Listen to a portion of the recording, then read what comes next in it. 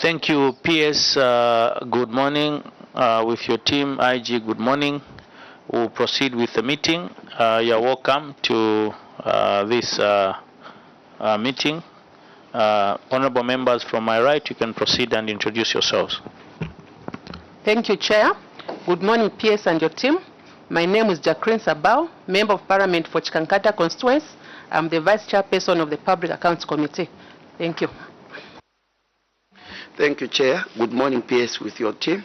My name is Jonathan Daka, Member of Parliament for Chadiza Constituency and also a member of this honorable committee. PS, you are welcome. Good morning, PS and your team. My name is Melesiana Piri, Member of Parliament for Milanzi Constituency in Katete, Eastern Province, and a member of the Public Accounts Committee. Good morning, Controlling Officer with your team. I am Imango Mnyima Jr., Member of Parliament for Nalolo Constituency, Nalolo District in Western Province, and a member of this committee. You're welcome. Thank you very much. Good morning, Controlling Officer and your team. My name is Likando Mufalali, nominated Member of Parliament and member of the Public Accounts Committee. You're most welcome. Thank you, Chair. PS and your team.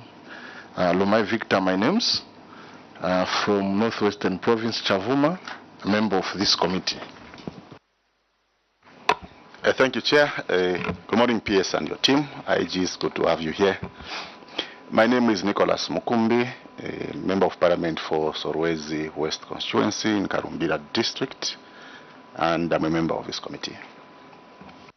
Thank you, Officer of the Auditor General. You can proceed and introduce your team. Good morning, PS and the team. Good morning, members of Parliament. My name is Grace Lushinga Chanda, Acting Director, Revenue Audits. I'm accompanied by Mr. Mtonga Moses, Assistant Director, Mr. Alfred Mbolela, Assistant Director, Mrs. Kashweka Daka, Principal Auditor, Gaston Piri, Senior Auditor, Matthews Mudenda, Senior Auditor, Simon Munyama, Senior Auditor, Mai Namwale, Auditor, and Mr. Luwinda Sinyani, PRO. Thank you, Chair. Thank you, Accountant General's Office. You can proceed. Morning, PS and your team. My name is Elijah Manunga, sitting in for the Accountant General. The Office of the Controller, you can proceed. Good morning, Chair. Good morning, PS and your team. My name is Gift Muruwa, representing the Controller of Internal Audit at Ministry of Finance. Parliamentary Clerk. Good morning, PS. My name is Chitalumlenga. I've been accompanied by Tiloleko Lungu and Ms. Luyando Mwetwa. Thank you. Thank you so much. PS, good morning. Media not yet here. Amware Nchisha Mwambazi, Member of Parliament for Bwana Mkubwa Constituency from Mondola District of the Copper Belt, and I'm the Chairperson of the Public Account Committee. PS, I'll ask you to proceed and introduce your team. Thank you. Thank you very much, Chair. My full names are Joseph Sakafumba. I'm the Controlling Officer for the Ministry of Home Affairs and Internal Security. I'll also ask my two colleagues to introduce themselves. We are accompanied with a team from the Police and the Immigration Department. Thank you very much. Honorable Chair, members of the honorable members of this committee, the officials that constitute this committee. My name is Lenny Kajoa, Inspector General of Police.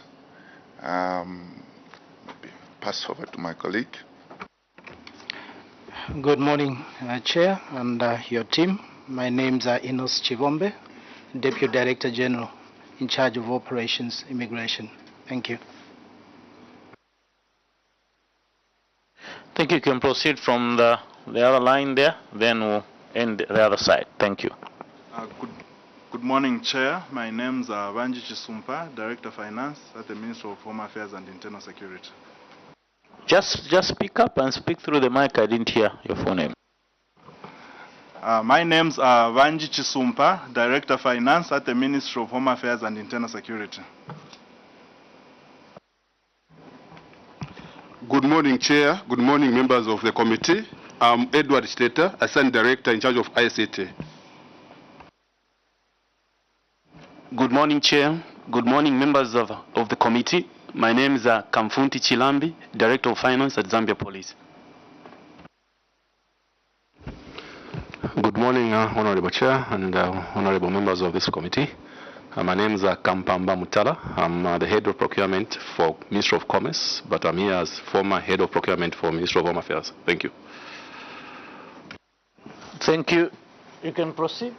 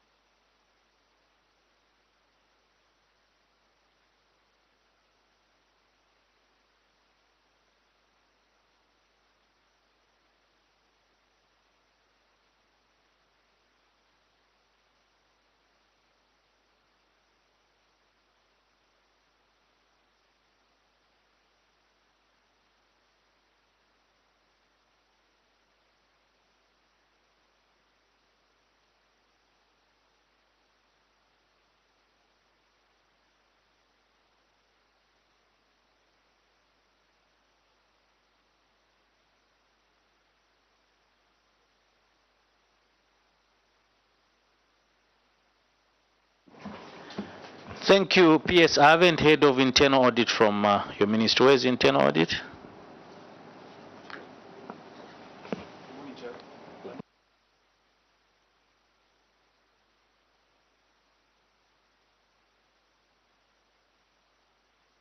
Ministry headquarters, you don't have assistant director internal audit or principal internal audit?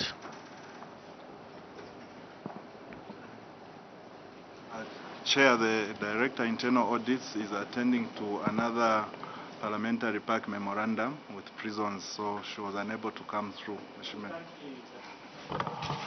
Chair, the Director Internal Audits is attending to another parliamentary memorandum with Zambia prisons. She was unable to come through. I hope the PS will be able to take the questions directed to internal audit or any other person, because we want all the department represented to that effect. We'll proceed. Thank you, PS. Let me take this opportunity, PS, to confer you with immunity in accordance of the provisions of Cap 12 of the laws of Zambia, National Assembly Powers and Privileges Act, which entails that you are conferred with immunity even as you make your submissions before this honorable committee. That is also read in line with Standing Order number 175, which entails that you follow the deliberations as guided by the chairperson, who's myself. As we proceed, PS, you read the query as it appears in the Auditor General's report, the amount where applicable, and the mitigation measures you are taking as a ministry. Then after your submission, the honorable members will ask you questions. PS, I'll ask you to proceed with paragraph 11, Then thereafter you do paragraph 17. Then thereafter you do 19, and we end with paragraph 21. So you can proceed with paragraph 11, which is immigration. Thank you. You can proceed. Thank you very much, Chair, and thank you very much, honorable members of the committee. Paragraph 11 and 15, Department Immigration. Program fees and charges. Audit findings. An examination of accounting records maintained at headquarters and visits to selected stations revealed the following, to which the controlling officers submitted as set out below. A. Budget against actual collections. In the estimate of revenue and expenditure for the year ended 31st December 2021, a provision of kwacha 357,824,559 was made, out of which revenue in amounting totaling kwacha 759,064,029 was collected, resulting in an overcollection of kwacha 401,231,470. Cause. Chair and the committee, the observation by the Auditor General is acknowledged. However, the committee may wish to know that the Department of Immigration received more application services from permits and visas than anticipated. In comparison, the department received a total of 16,382 more applications in 2021 than that of 2020. Hence, collected more revenue compared to the previous year. Further, the committee may wish to know there was an upward adjustment of fees at the beginning of 2021 through revocation and replacement of statutory instrument number 15 of 2017. So, Chair, that was the cause of the overcollection in terms of this revenue. Thank you. I have Appendix 1.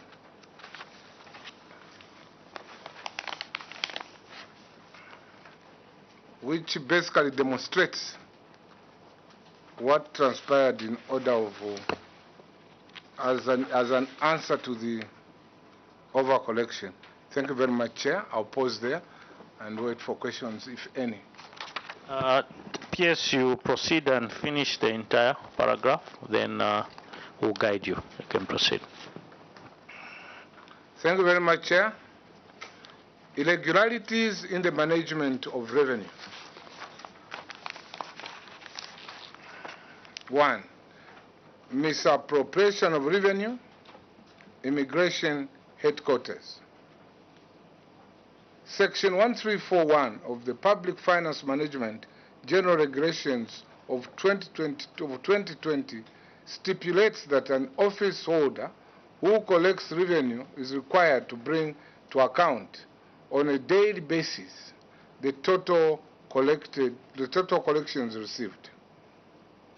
Contrary to the regulations, a review of the internal audit report dated 29th July 2021 and inquiries with management revealed that revenue in amount totaling to 3,148,250 kwacha was misappropriated by cashier at immigration headquarters during the period 1st January to 11th June 2021. Further, inquiries revealed that out of 3,148,250 kwacha misappropriated, amounts totaling to 1,892,000 kwacha had been paid back during the period from 3rd February to 4th June 2021, leaving a balance of 1,256,250,000 kwacha as at 31st July 2022. the amount misappropriated had not been recovered.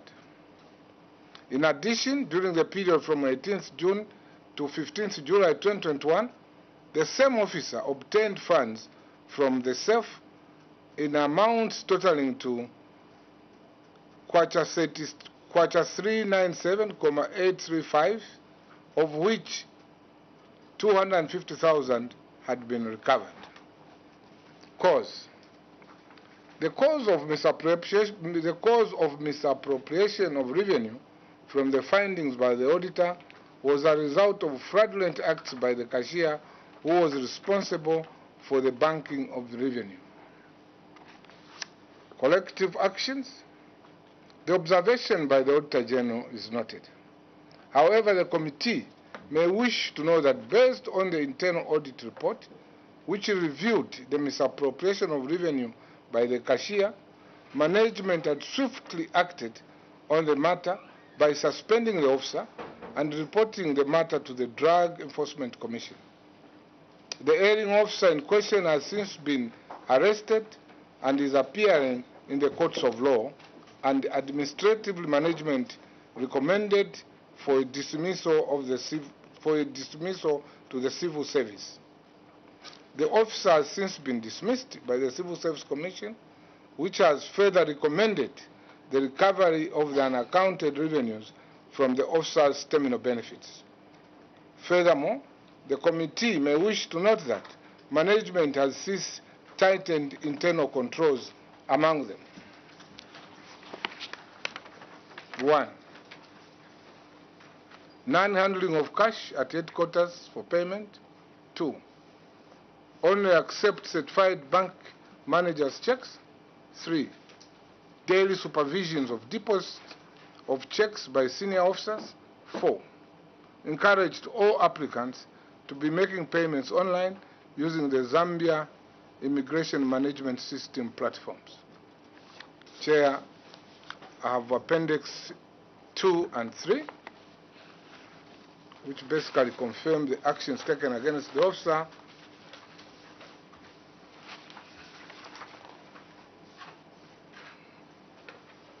Roman numeral 2, misapplication of revenue, Cherenge border post. An examination of the bank statements and the monthly revenue returns for the period from 1st January 2012 to 31st December 2021 revealed that amounts totaling to $19,780 United States and $1,693,476 were collected from visa fees, border passes, and permits. Although the amounts collected were purported to have been banked, they did not reflect on the bank statements for the revenue transit account. Further inquiries revealed that the responsible officer had forged the bank debt stamp, which he was using to generate fake deposit slips.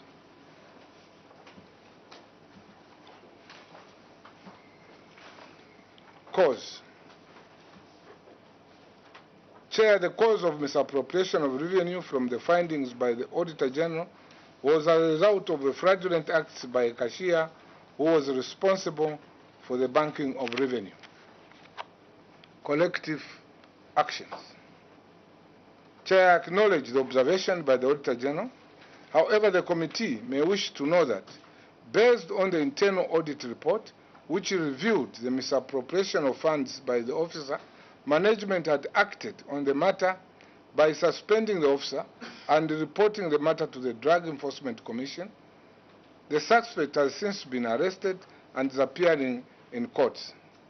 The committee may further wish to know that management has strengthened the controls in handling of cash by ensuring monthly revenue monitoring by the financial management team in areas where cash is collected. Chair, permit me off the cuff to inform you and the committee that this officer appeared yesterday in Cherenge Court. This, Chair, is Appendix 4, confirms the position. Unclaimed interest on delayed transfer of revenue to Control 99. The service level agreement between the government and the commercial bank stipulates that funds in the revenue transit account held at commercial banks should be transferred to Control 99 on Tuesdays, Fridays, and the last working day of each month, and that any delays should attract a penalty of 10% simple interest calculated on the overnight balance remaining on the account. A scrutiny of the bank statements revealed that there were delays ranging from 3 to 5 days in remittance of revenues in amounting totaling to 4,087,367,000 kwacha by commercial banks to Control 99 at the Bank of Zambia. Consequently, accrued interest amounting totaling to kwacha 785,990 had not been claimed from the commercial bank as at 31st July 2022. Cause: the delayed transfer of revenue to Control 99 was as a result of the commercial banks not abiding by the terms and conditions as stipulated in the service level agreement between the Treasury and the commercial banks. Collective actions. The observation by the Auditor General is noted. However, the committee may wish to know that the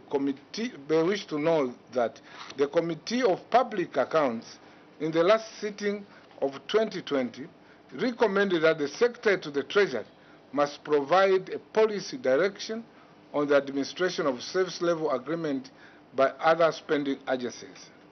The committee also directed the Treasury to claim interest from the commercial bank on the delayed transfer of funds. Furthermore, management had written to the Treasury to remind them to claim interest on the delayed remittance of revenue due to government. Appendix 6 supports the position of the Immigration Department. Chair and honorable members of the committee, number 4 is failure to provide information for audit. Section 73(1) of the Public Finance Committee Act number 1 of 2018 requires that the Auditor General and an office holder, agent, or specialist consultant authorized by the Auditor General shall, in the performance of their duties under the Constitution or any other law, have access to all books, records, returns, reports, and other documents and financial management systems in electronic or any other form relating to the accounts of public bodies as the Auditor General considers necessary. Contrary to the Act, management failed to provide the following documents for audit: the revenue records for the period from January to June 2022, fraud reports and disciplinary files for the period between 2021 January to December and June 2022 for revenue-related cases, employment permits issued during the period under review, indicating the skill set for which permits were issued at Inchelenge border post, general revenue cash books, depot slips, bank-generated depots, confirmation slips for the following range: 1313001 to 1313100, 1313101 to 1313200, 0342 701 to 0342800, and 0892 401 to 0892 500. The monthly returns for January and December 2020, February to August 2015, October to December 2012, January to December 2016, 2017, 2018, 2019, and January 2021, and accompanying bank statements. The revenue records for the period from January to June 2022, fraud reports and disciplinary files for the period between 2021, January, December, and June 2022 for the revenue-related cases. Chair calls.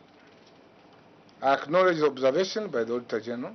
The committee may wish to know that the records for the year under review were submitted to the Drug Enforcement Commission under a seizure notice to facilitate for the prosecution of the case in the courts of law. Furthermore, the committee may wish to know that the fraud reports was an internal audit report which revealed the irregularities upon which management acted to suspend the erring officers and reported this matter to the Drug Enforcement Commission for investigations and possible prosecution. Employment skills issued during the period under review, indicating the skill set for which permits were issued at Nchelenge border post. Cause. I have noted the observation by the Auditor General. However, the committee may wish to know that the Department of Immigration does not issue employment permits at Nchelenge border post. All permits are issued at headquarters and regional offices.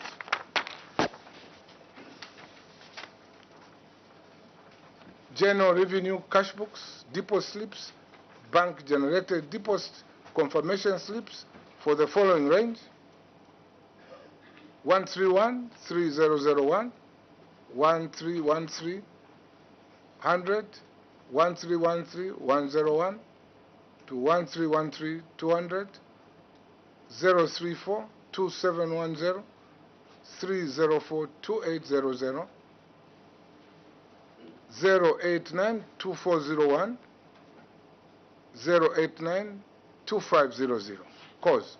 The observation by the Auditor General is noted. The committee may wish to know the records were surrendered to the Drug Enforcement Commission under a seizure notice for investigation and possible prosecution of the case in the courts of law. And the seizure notice is attached for reference. Appendix 6.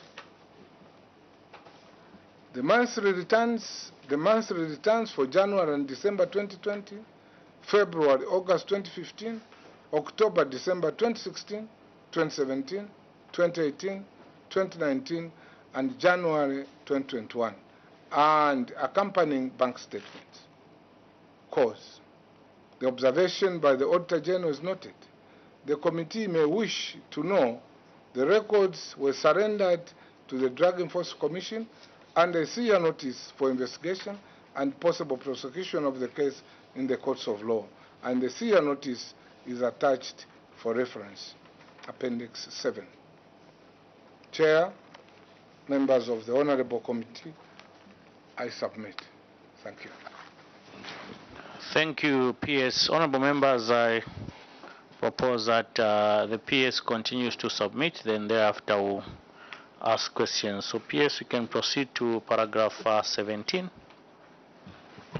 Yes. Chair, I am of the counter proposal that we finish with this paragraph.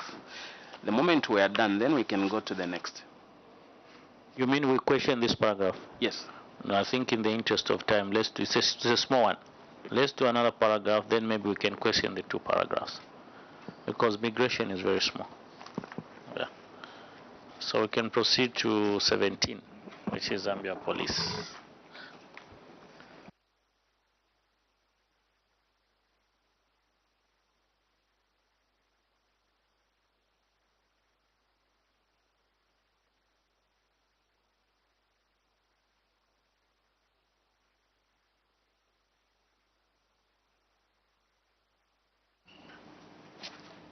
Thank you very much, Chair. I'm guided.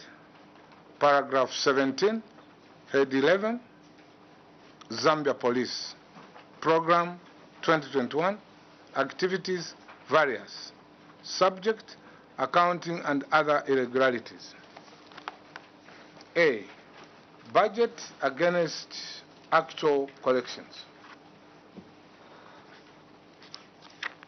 In the estimate of revenue and expenditure for the financial year ended 31st December 2021, a total revenue provision of kwacha 70030,733 was made, out of which amounting totaling to kwacha 75,920,224 were collected, resulting in an overcollection of kwacha 5,889,451, representing 8.4% above the target. See table below. Table 1, budget against actuals. Number 1 on the table, Chair, is admission of guilt. Yes, you can skip the tables. We'll look at them. We can just proceed with Thank you very much, Chair. I'm guided. Cause, the observation by the Auditor General is correct. The over and under correction of revenue was a result of the following.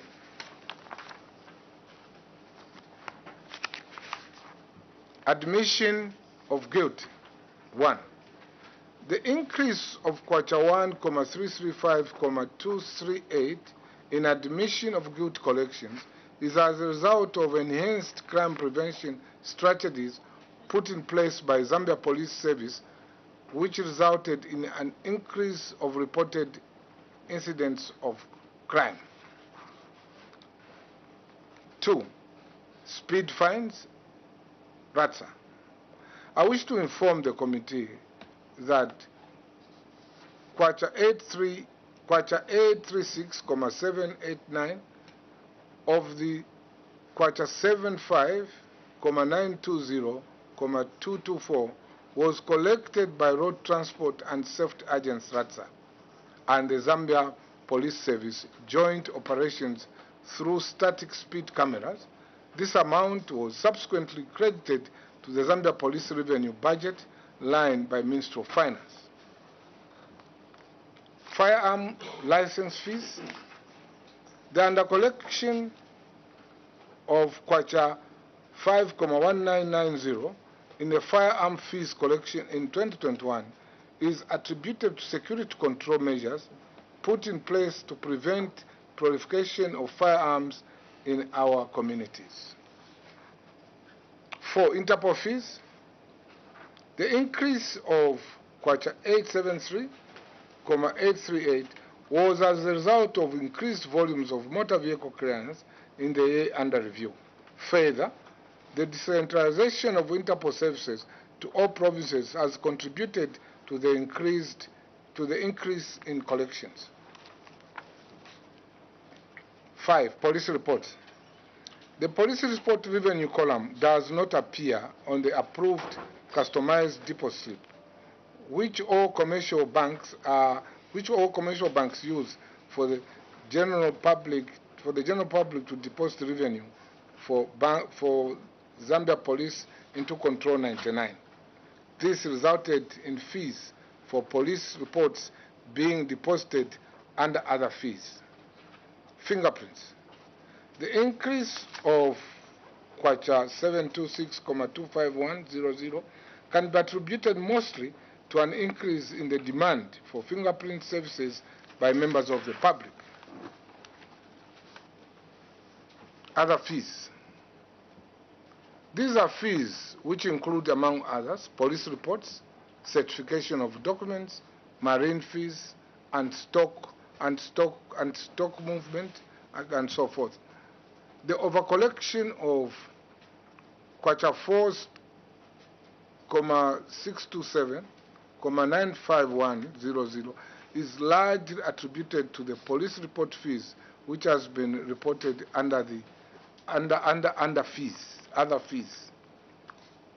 Collective actions. The committee may wish to note that Zambia Police Service has been engaging the public through various platforms sensitizing them on the various crimes. However, it's also important to note that streams of revenues collected from admissions of guilt and speed fines are driven by social and behavioral aspects of the members of the public, thereby making it difficult to predict with certainty. This may result in variance between associated fees collected against the budget. With regards to police reports, the committee may wish to note that Zambia Police has requested the Ministry of Finance and National Planning to engage commercial banks on the inclusion of Revenue Code 123012 police report on the deposit slip. This will ensure police report fees are reported separately and compared to the year's estimate in the Yellow Book. B. Accounting and other irregularities. Unauthorized award of contract. Section 1072 and 3 of the Public Finance Management General Regulations of 2020 stipulates that any receipt form obtained from the strong room, superintended at the Ministry of Finance, shall be printed by a printer authorized by Secretary to the Treasury and shall be received and kept by the strong room superintendent. The financial regulation also directs that an office holder shall not make arrangements for the printing, alteration of a receipt form without the written authority from the Secretary to the Treasury. Contrary to the Act, Zambia Police awarded a contract for the printing and supply of accountable documents to Bubujara Electronics and General Dealers at a cost of 480,000 kwacha without authority from Secretary to the Treasury. Cause. The observation by the Auditor General is noted. However, the committee may wish to note that the road traffic offense document, which is referred to as ZP Form 126, is not an accountable document, but an operational tool which is stocked by Zambia Police Service under the office of the quartermaster, stationary at Police Service Headquarters. It is an official document of the Zambia Police Service, which by law, through service orders, has been used from time immemorial carrying out its mandate. In this regard, Zambia Police Service does not require authority from the Treasury, from the Secretary to the Treasury, to procure the ZP Form 126, as it's neither an accountable document nor a receipt form, but an internal operational document for Zambia Police traffic operations. Corrective actions. The committee may wish to note that since the road traffic offense report is not obtainable from the strong room, superintendent at the Ministry of Finance, as reported, the Zambia Police Service had the mandate to make its own arrangement to procure the said books. The committee may also wish to note that the contract value of 480,000 kwacha is an accumulative value by different single awards which were committed over a period of time on different dates.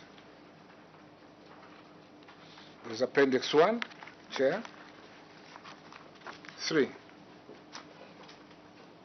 Accounting irregularities in the management of revenue, loss of revenue through undercharging of traffic fines. A comparison of traffic offences reports, that is charge sheets, admissions of guilty, and the fee schedule revealed that 64 offenders were charged for various traffic offences at lower rates than the prescribed rates at the featured. As a result, only amounts totaling to 27,900 were collected instead of amount totaling to 427,050, resulting in the loss of 399,000, kwacha 399,150. Cause the observation by the auditors is noted. However, Zambia Police Service is guided by the law under the Criminal Procedure Code, Act number 88, section 121 to 222, which provides guidance on payments by the accused persons or fines which may be imposed for minor offenses without appearing in courts. End of quote. The committee may wish to note that this is a delegated authority by the court.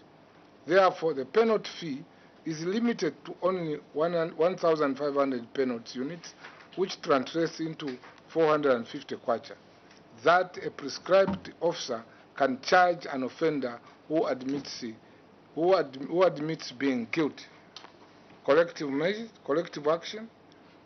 The Act clearly stipulates that if an offender admits being guilty of an offense he or she is charged with, they can pay the offense and not being taken to court.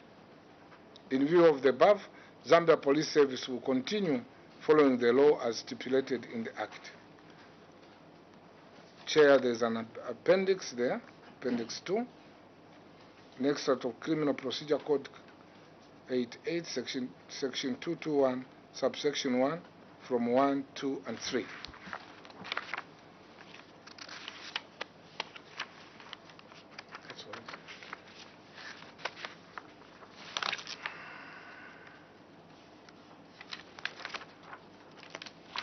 Three, register of accountable documents. Failure to maintain a register of accountable documents for the Traffic Department. Headquarters, Section 1101 of the Public Finance Management General Regulations of 2020 stipulates that an office holder who is required to keep receipt forms shall maintain a register of accountable documents in Accounts Form 5, in which the receipts and issuance of the receipts form is entered within the same day on the receipt of issuance of the receipt form. Contrary to the regulation, the Traffic Department at headquarters did not maintain a register of accountable documents, making it difficult to ascertain the issuance and accountability of accountable documents. Cause: the observation by the Auditor General is noted.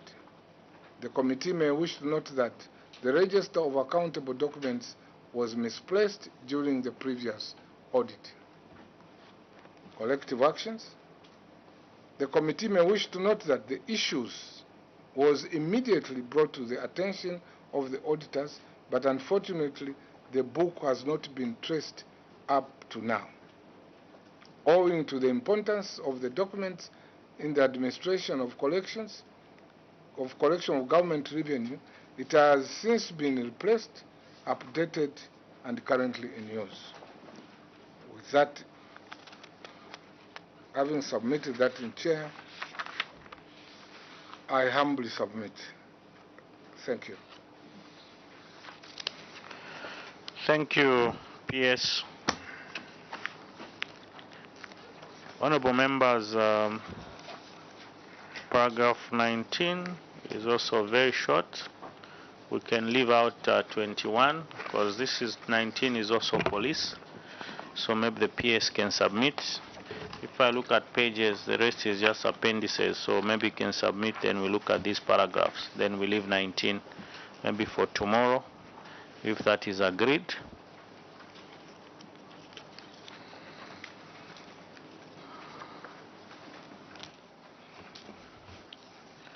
I take it that's agreed. PS, you can proceed and do paragraph 19. Thank you. Thank you very much. I'm guided, Chair. Paragraph 19, Head 11, Zambia Police Service, Program Various, Activities Various. Subject: expenditure accounting and other irregularities. A. Budget, funding and expenditure. In the estimates of revenue and expenditure for the financial year ended 31st December 2021, a total provision of kwacha 1,998,404,907 was made to cater for various activities, against which amount totaling to kwacha 1,857,441,310 were released, resulting in underfunding of kwacha 130,963,597. Although the services were underfunded as at December 2022, amount totaling to kwacha 1,856,897,732 had been spent, leaving a balance of 543,578,000. Cause: the committee may wish to note that the unspent funds amounting to 543,578,000 kwacha were as a result of late funding from the Treasury in the year under review. This late funding resulted in inadequate time to exhaust relevant procedures required to be followed in order to spend the funds. Appendix 19.1 refers copy of the funding slip. Collective action: we shall continue to engage the Treasury on the need for the department to receive funds on time so that all budgeted programs are implemented. Operational matters: disbursements of election funds to divisions.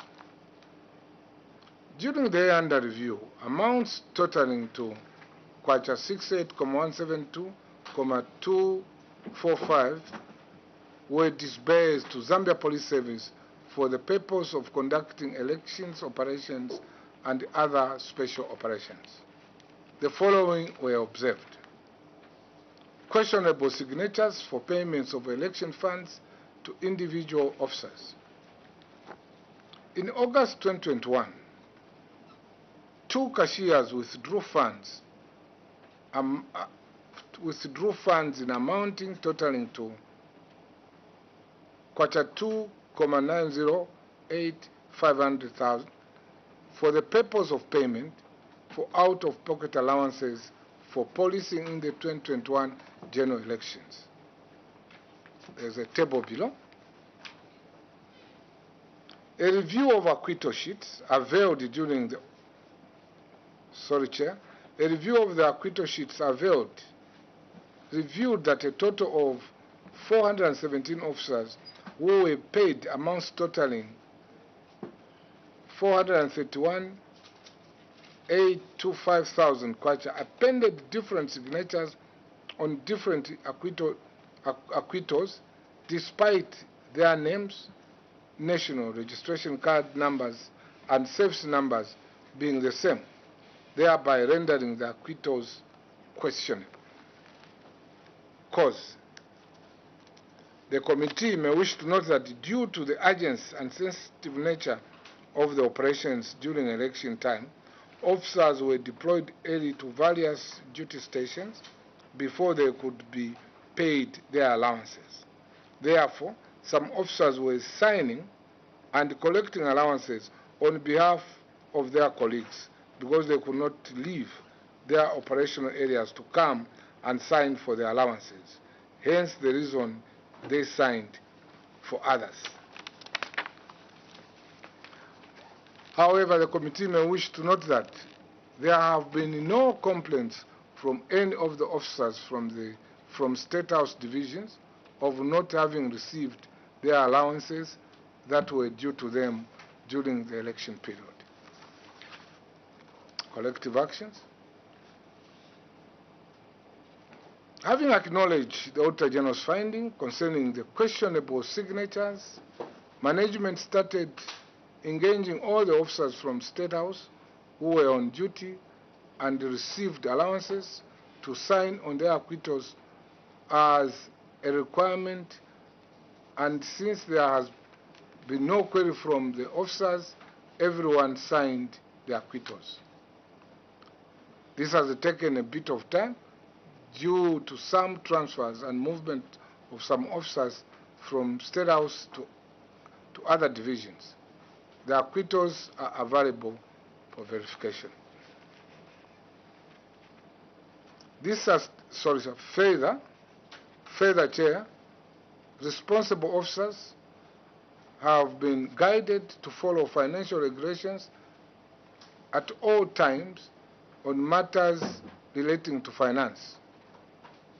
Where officers are deployed before funds for allowances are ready, logistics will be put in place to follow officers to their duty station to ensure that each officer signs for their allowances.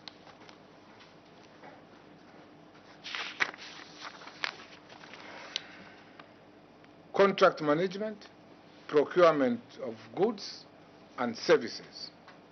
A review of supplier contracts and other supporting documents reviewed the following.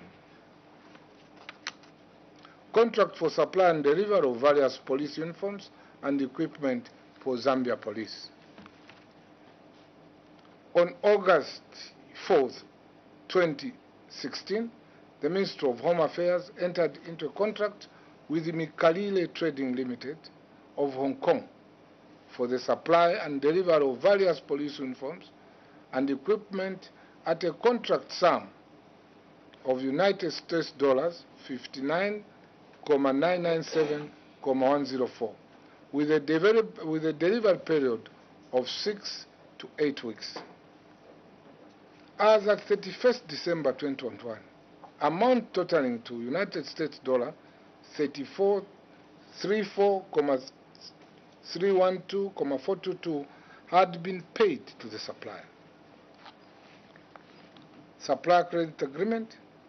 Following the non-availability of funds, after signing of the contract on 27th June 2019, the Minister of Finance signed a supplier credit agreement with the Mikalile Company of Hong Kong at a sum of US 69,896,630.23. That included interest of US 8,909,574 and arrangement fees of US 989,952. The terms of the credit agreement were as follows. The purchaser shall make first payment of 25%, which translates into US 17,474,157,56 of total loan 3 months after delivery of goods amounting to 40% of the contract sum. The balance of the contract price of United States dollars 422,472,67 was to be effected in 6 months by annual installments, the first such instrument being due and payable on the last business day of the month in which the effective date occurred. The following were observed. Awarding of contract before confirmation of funds. Section 54(2) of the Public Procurement Act number 12208 requires that no contract purchase order, letter or bid acceptance or other communication in any form conveying acceptance or a bid or award of contract should be issued prior to, among other things, confirmation that funding is available. Contrary to the Act, there was no confirmation of the ability of funds at the time of entering into the contract in 2016. Consequently, the failure to confirm availability of funds led to the signing of the supplier credit agreement, which resulted in the government incurring additional costs of United States dollar 9,899,522,73 in respect of interest charges and arrangement fees. Cause, the committee may wish to note that the decision to go ahead with the contract was a matter after clearance from the Treasury of the Government of the Republic of Zambia. Appendix 19.2 refers letter from Secretary to the Treasury indicating government's position on the offer.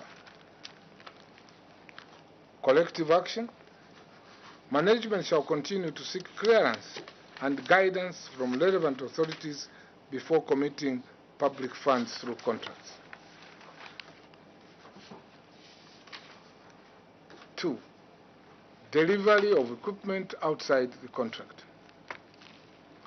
Although the contract provided that equipment was to be delivered between 6 to 8 weeks, a review of the delivery notes revealed that out of the delivered equipment costing United States dollar 58,288,814, equipment valued at United States dollar 57,477,438 was delivered between 39 and 42 months after the expected delivery date. In addition, various equipment costing US dollar 1,708,294 had not been delivered as at 31st July 2022, and the ministry had not taken any action. Table 2 below categorizes the equipment that was to be delivered. Cause, the committee may wish to note that reasons for the delivery of equipment outside the contract period is due to the fact that Zambian government has been defaulting on payment.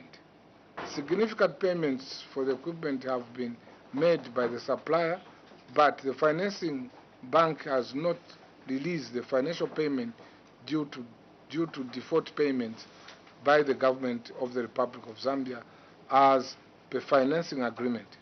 Further, the committee may wish to note that the contract included the pre-inspection requirements that rendered the 6 to 8 weeks period not practicable. Collective measures. Management is in constant engagement with the supplier who is making frantic efforts to arrange the shipping of the equipment. Appendix 3, letters from Kalire stating the reasons for the delivery of equipment outside the contract period. Infrastructure development. During the period under review, Zambia Police Service had 20 infrastructure projects with a sum of kwacha 262,095,507. Failure to settle interim payment certificates.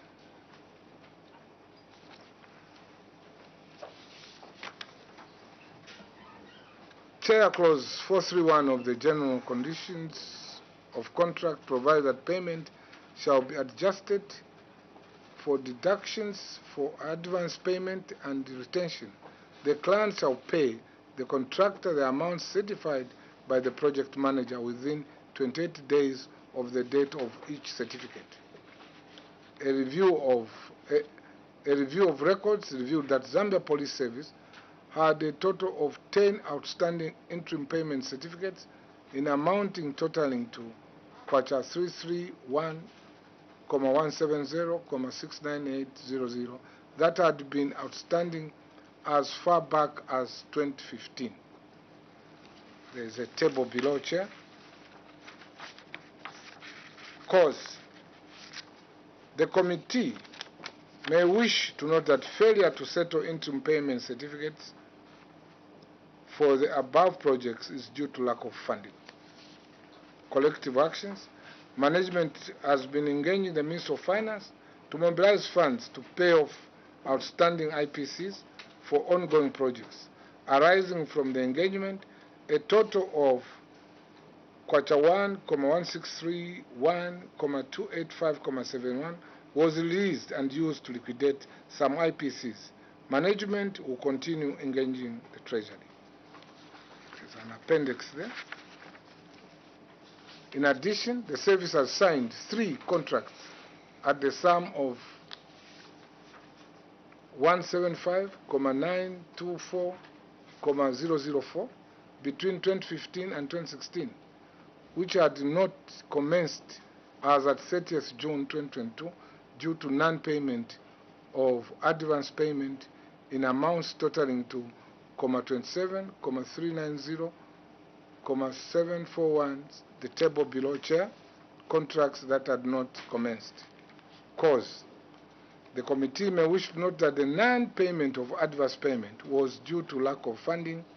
Further directive to focus on projects that were at 80% and above, affected projects which were below this threshold. Collective action: management engaged the Office of the Attorney General to give guidance on the matter.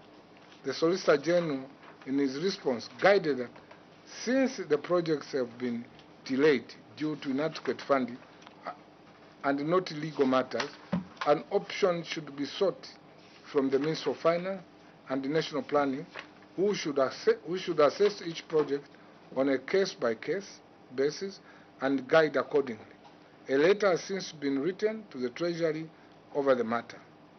Appendix 5 refers letter to Attorney General and response, as well as letters to Ministry of Finance. Delayed completion of projects. A review of records revealed that 15 contracts were delayed by the period ranging from 3 months to 5 years after the expected completion period. See Table 6 below for selected projects.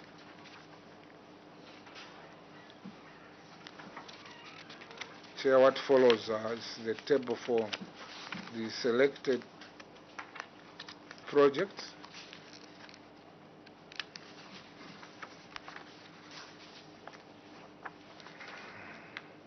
Yes, you can skip the table. Thank you. I'm guided, Chair.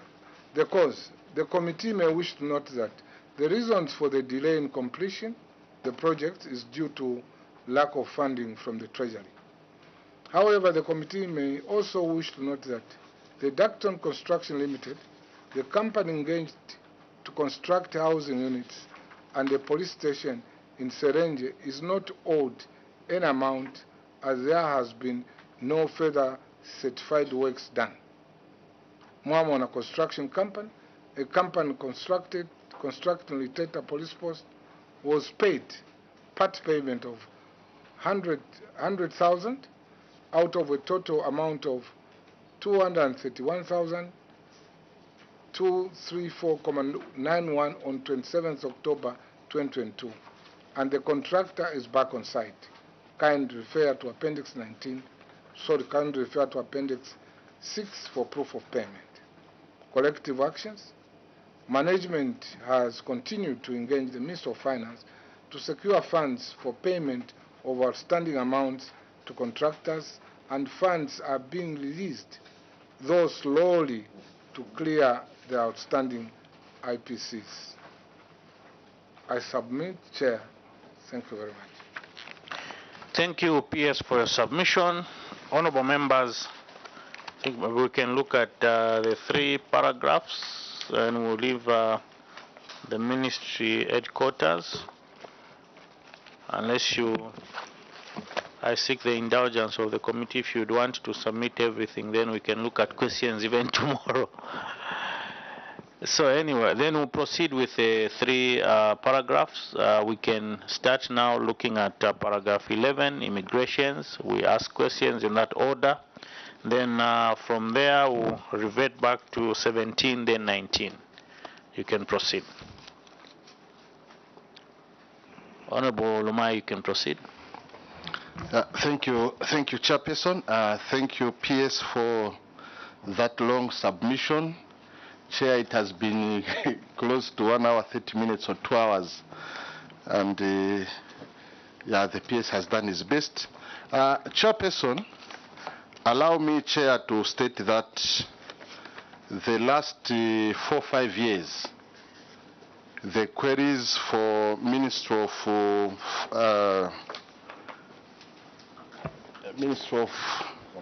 Home Affairs, Chair, their reports, their queries were quite huge. And Chair, this committee is always happy when ministries are performing to reduce queries. And this year, Home Affairs have just done that. Chair, I hope next year they continue to do that. We pray so, PS. Chair, I have 2 questions. On A, Chair, there was over collection, and what I want to get from the PS is what measures is the PS going to put in place so that we can continue to have this over collection. Chair, I submit. Thank you. Any other question? Honorable Mkosa.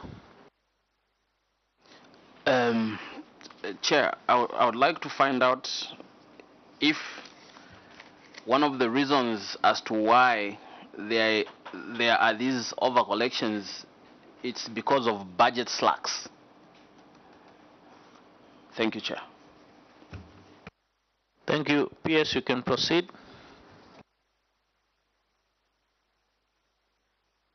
Thank you very much, Chair. The reason for the over collection has been clearly outlined, but for the details, I'll ask the DG Immigration to handle that matter. Thank you. Immigration can proceed. Thank you so very much, Chair. I think the question relates to what measures have we put in place to ensure that we continue over collecting. Basically, it's an assumption that is usually given depending on the year in relation to the target that you've been given. And our targets basically, as a result of the products that we deal with, which are basically permits, visas, and also increased operation, which results in certain charges. So all we need to do is to enhance our operations so that we do more activities than we have done in the past. But also just to make mention to the August House Chair that even this year we have already exceeded the target that we're given. We're given 519 million, and as of October 2022, we had actually exceeded the target by over 70 million. So the same measures that we have put in place have enhanced revenue collection. I submit. Thank you. You can switch off the mic. Let me have the officers from immigration maybe sitting there. They also, because we are dealing with immigration, or maybe the finance director for the ministry can remain. The rest, maybe you can just give chance to the people coming from immigration, who are coming, chief accountant, I think I had immigration, chief accountant, audit, they can sit so that you help your deputy DG. Then after that, we'll have police to come in. Honorable, you can proceed. Thank you, Chair.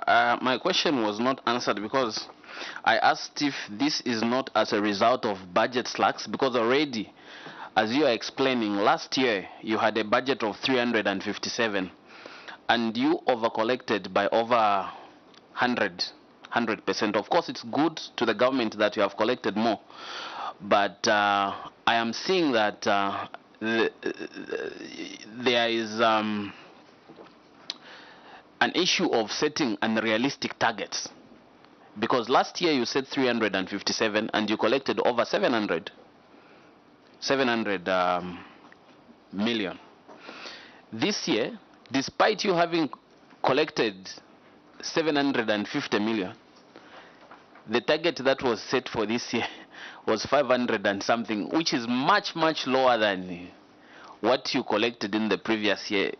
Don't you think this is as a result of having budget slacks? What is it that you are doing to ensure that your department sets more realistic targets? Because the danger is, if you are setting unrealistic targets, then you will be creating room for those with long fingers to be maneuvering around, so that because they know even if they are to dip into the pockets of the department, you will still remain to be within the budget, the set targets. Thank you so much, Chair. Thank you. Through the PS, Deputy DG can proceed. Thank you so very much, Chair. Through the PS. Unfortunately, Honorable Member of Parliament, we do not set targets for ourselves. Targets are set by Ministry of Finance.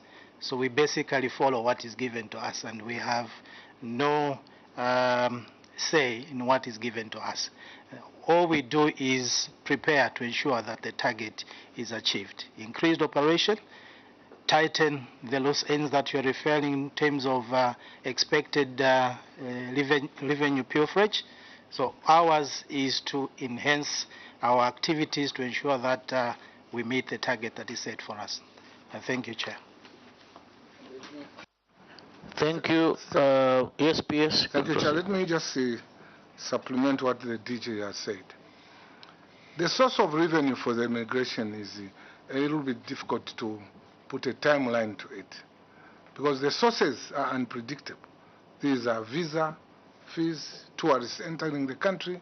You cannot tell in a year how many will come to Zambia or how many will not come, how many will apply for residence permits, how many will apply for spouse permit, and so forth and so on. So the target that we are given by Ministry of Finance year in, year out is just an approximation. Thank you very much, Chair. Thank you.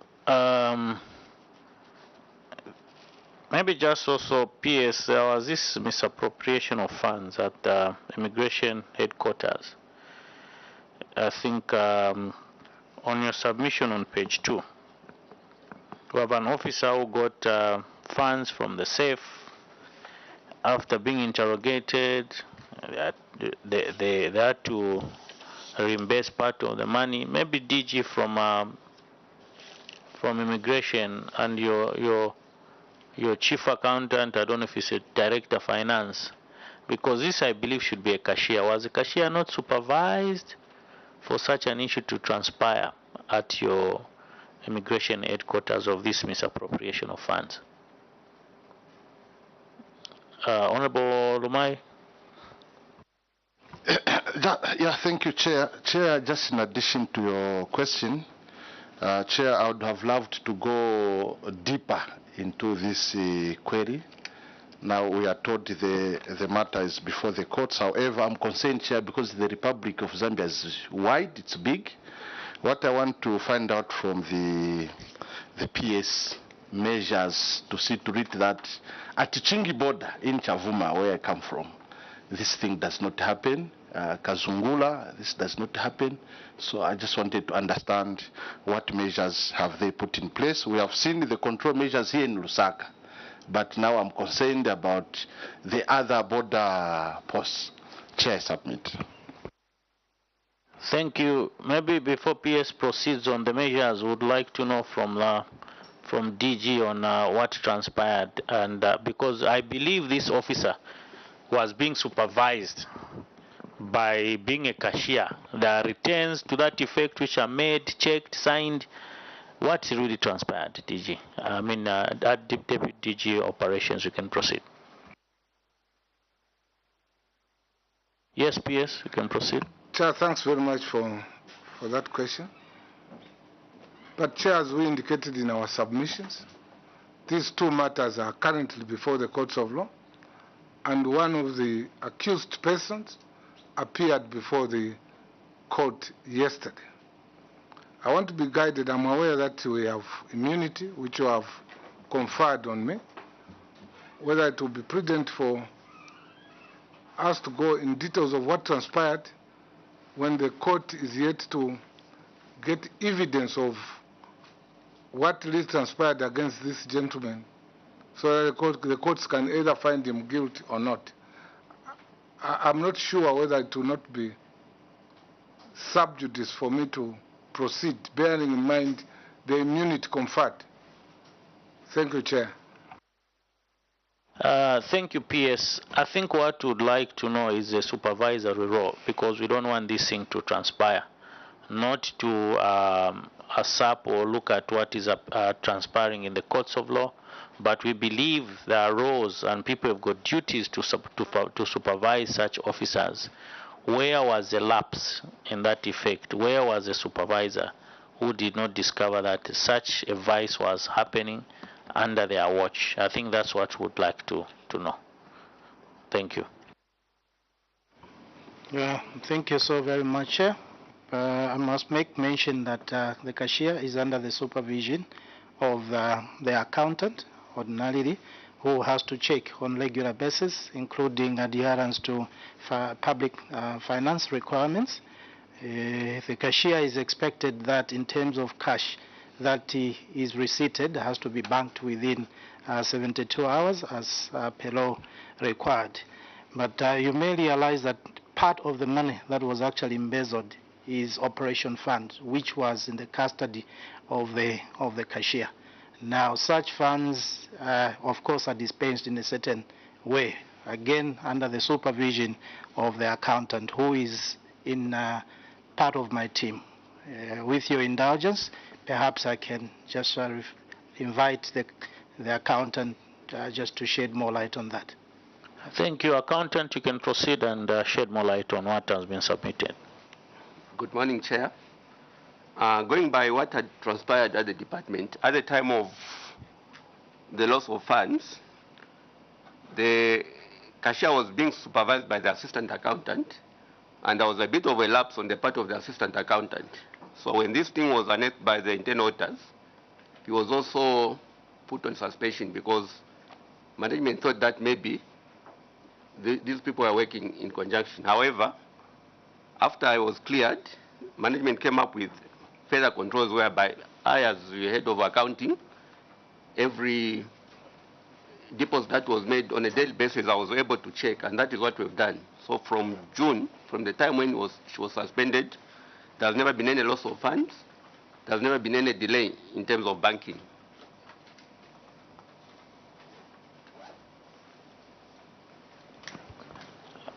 Mr. Accountant, we don't entertain lapses here.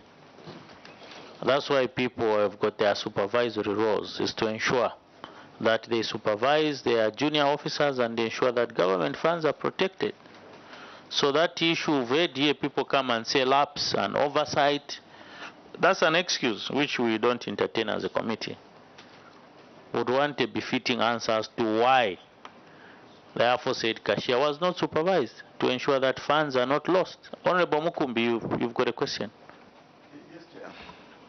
I just wanted to find out from the controlling officer whether this dismissed officer's pension or terminal benefits will amount to the money that he had gotten.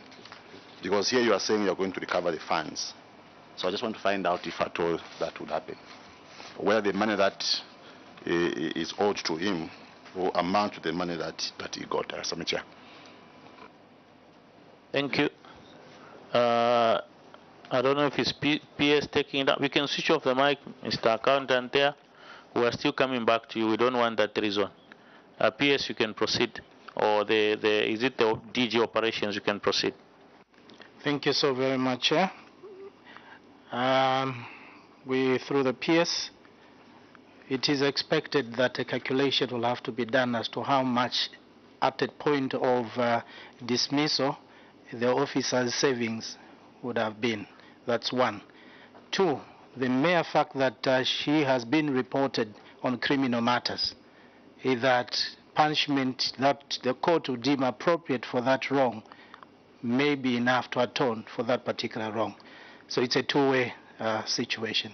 I submit. Thank you. Honorable members, I beg that we proceed. The accountant has not yet given us an answer why he failed to supervise his junior officer. We can proceed to misappropriation of revenue under Chelenge border post, $19,000. Yes. Yes, PS will answer your question. Those are mitigation measures. So after then he can tell us what he's doing to ensure that this is kept. Honorable Mkosa. Yes, on Chelenge. We're now on Chelenge. If you're not ready, maybe. Still on misappropriation, yes. So page 3 of the submission. Honorable Piri, you can proceed. Thank you, Chair. Controlling officer, this committee would like to know why did it take so long for the department to take disciplinary action against the erring officer? I submit.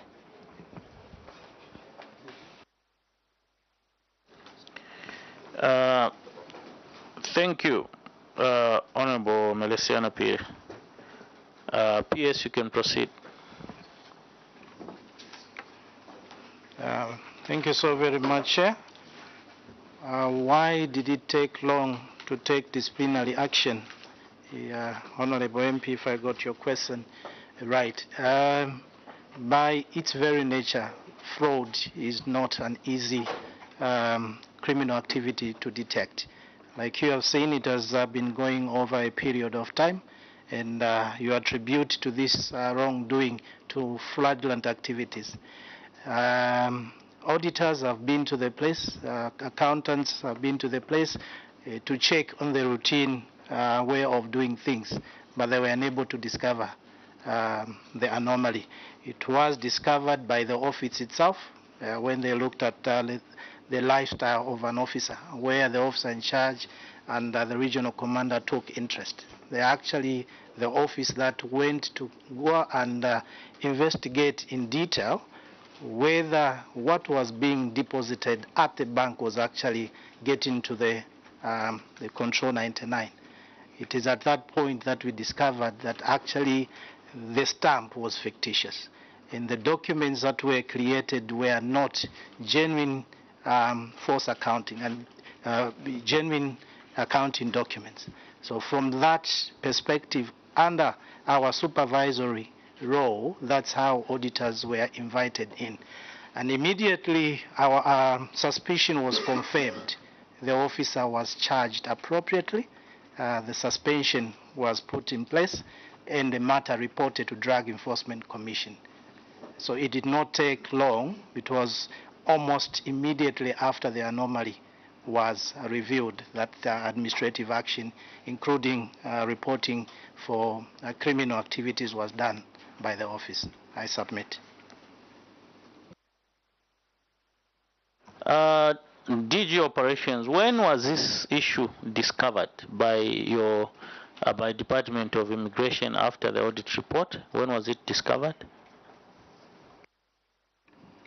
Yeah, thank you, Chair. Like I've said, it's the office that discovered the anomaly and then invited auditors to do the audit.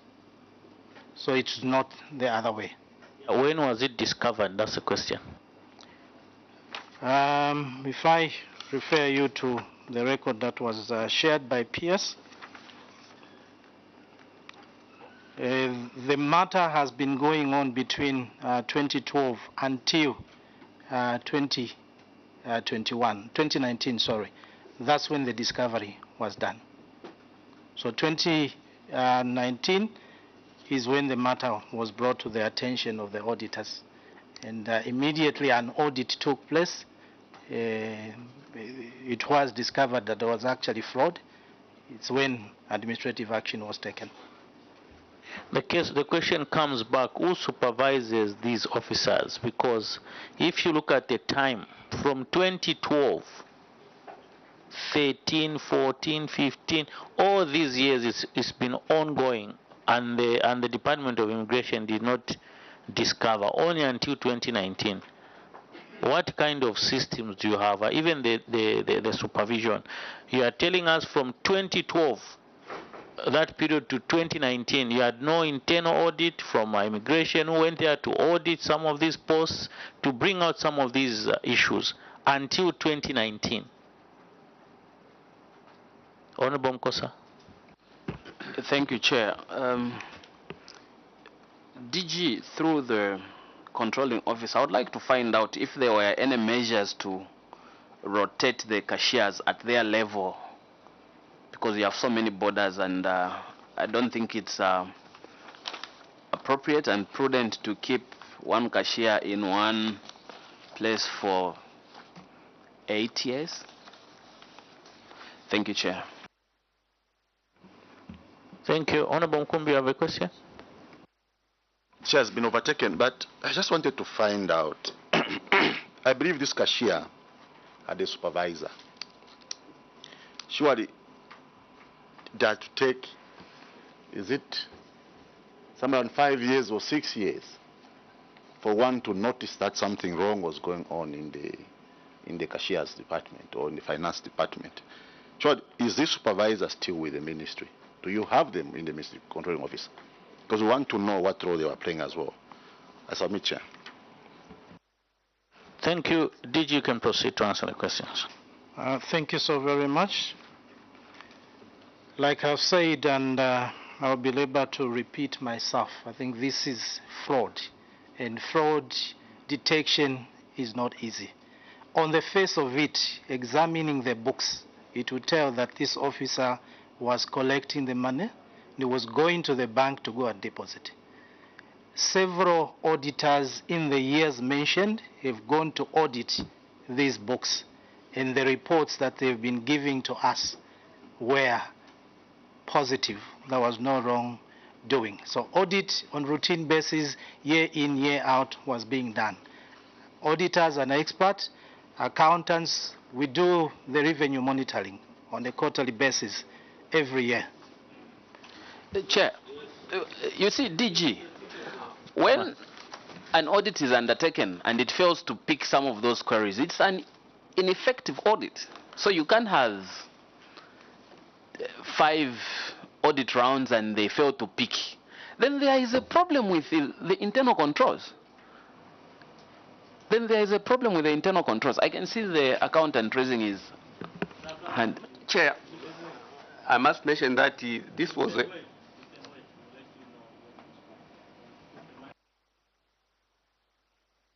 Yeah, so when you have that, then know that there is a problem with the system of internal controls, and you do require help from the experts in finance as well as accounting and audit. That's why I asked you a question that were these accountants being rotated?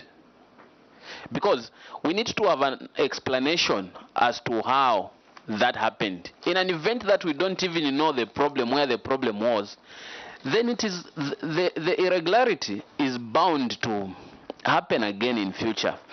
And our sitting together here is to help that should not happen. Remember, my colleague Honorable Umai said he said we are impressed that the audit queries have reduced for Ministry of Home Affairs, and what we want is to make sure that you don't appear here.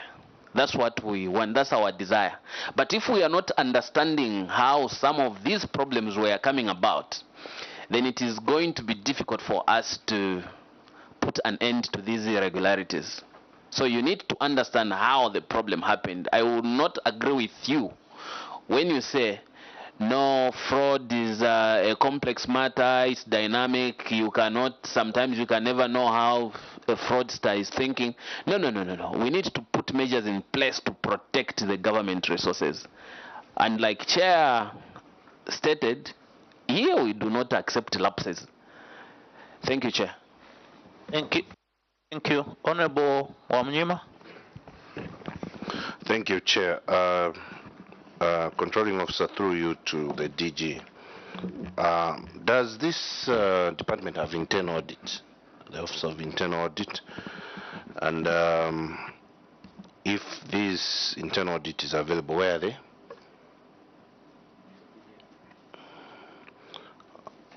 So why wasn't this picked up by internal audit in the first place? It was? Thank you.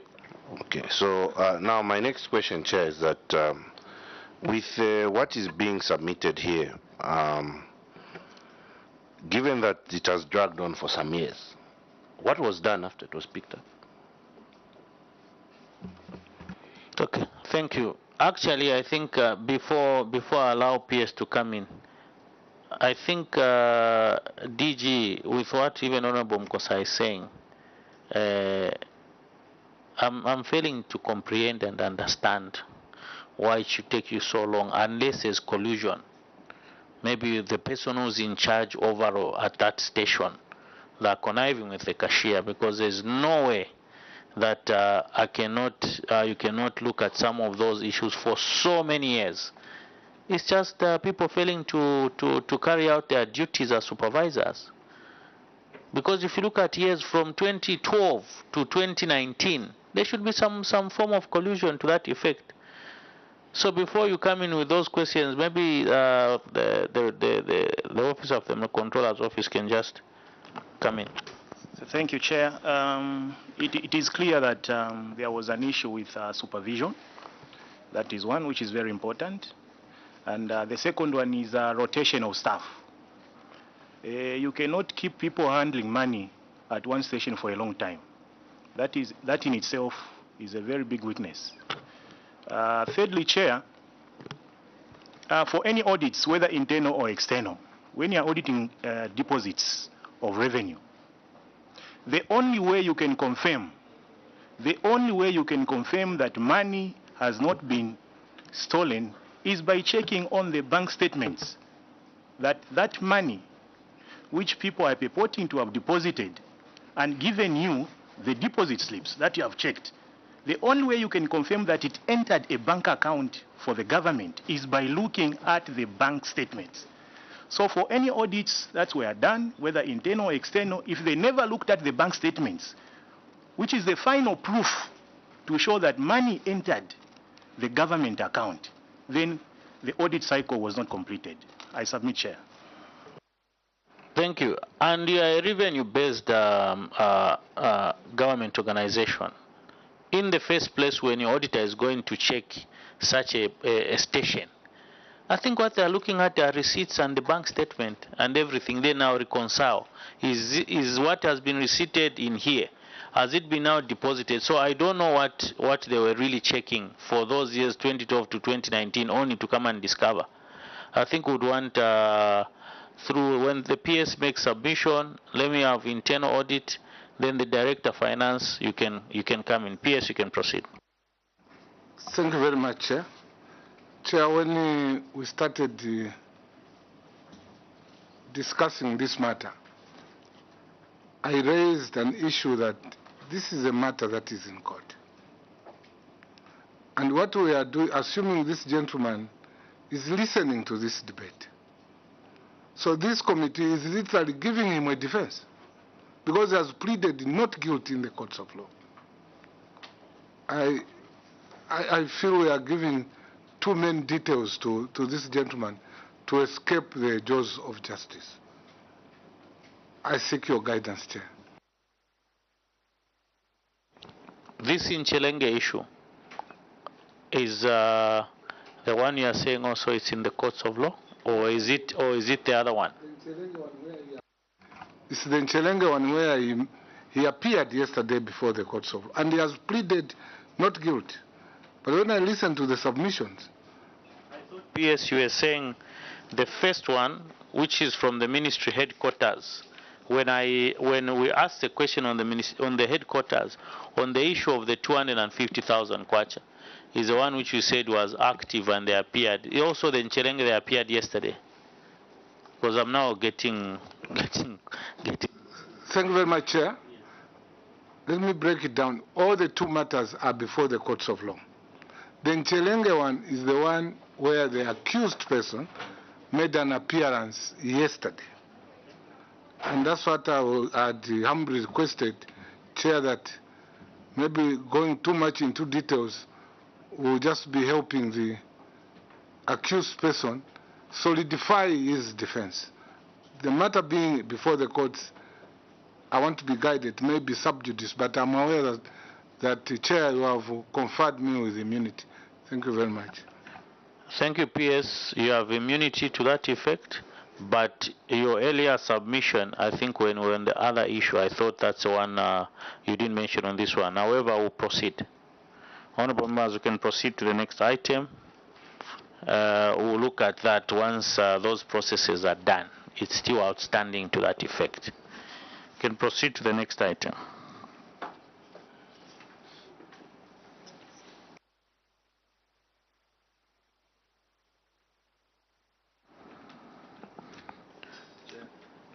Yes, Mr. Manunga. Chair, on the next item, I just wanted to provide a clarification. Chair, the recommendation of the committee from the previous report is being acted upon by the Treasury. Due to the fact that they were recontracting banks this year, the process was waiting for the banks to be recontracted, and issues of the service level agreements were also reviewed to deal with this lapse that is there between the banks, the Ministry of Finance, and the MPAs. So far, after the contraction of the banks, there is a stakeholder meeting that is being arranged by the Treasury between the MPAs and the Treasury to share the service level agreements with the MPAs. I just wanted to submit that, Chair, so that we are brought on board. Thank you for your guidance. Accountant General's Office will proceed to number 4, which is failure to provide information for audit. We can look at that, honorable members, if there are any questions to that effect.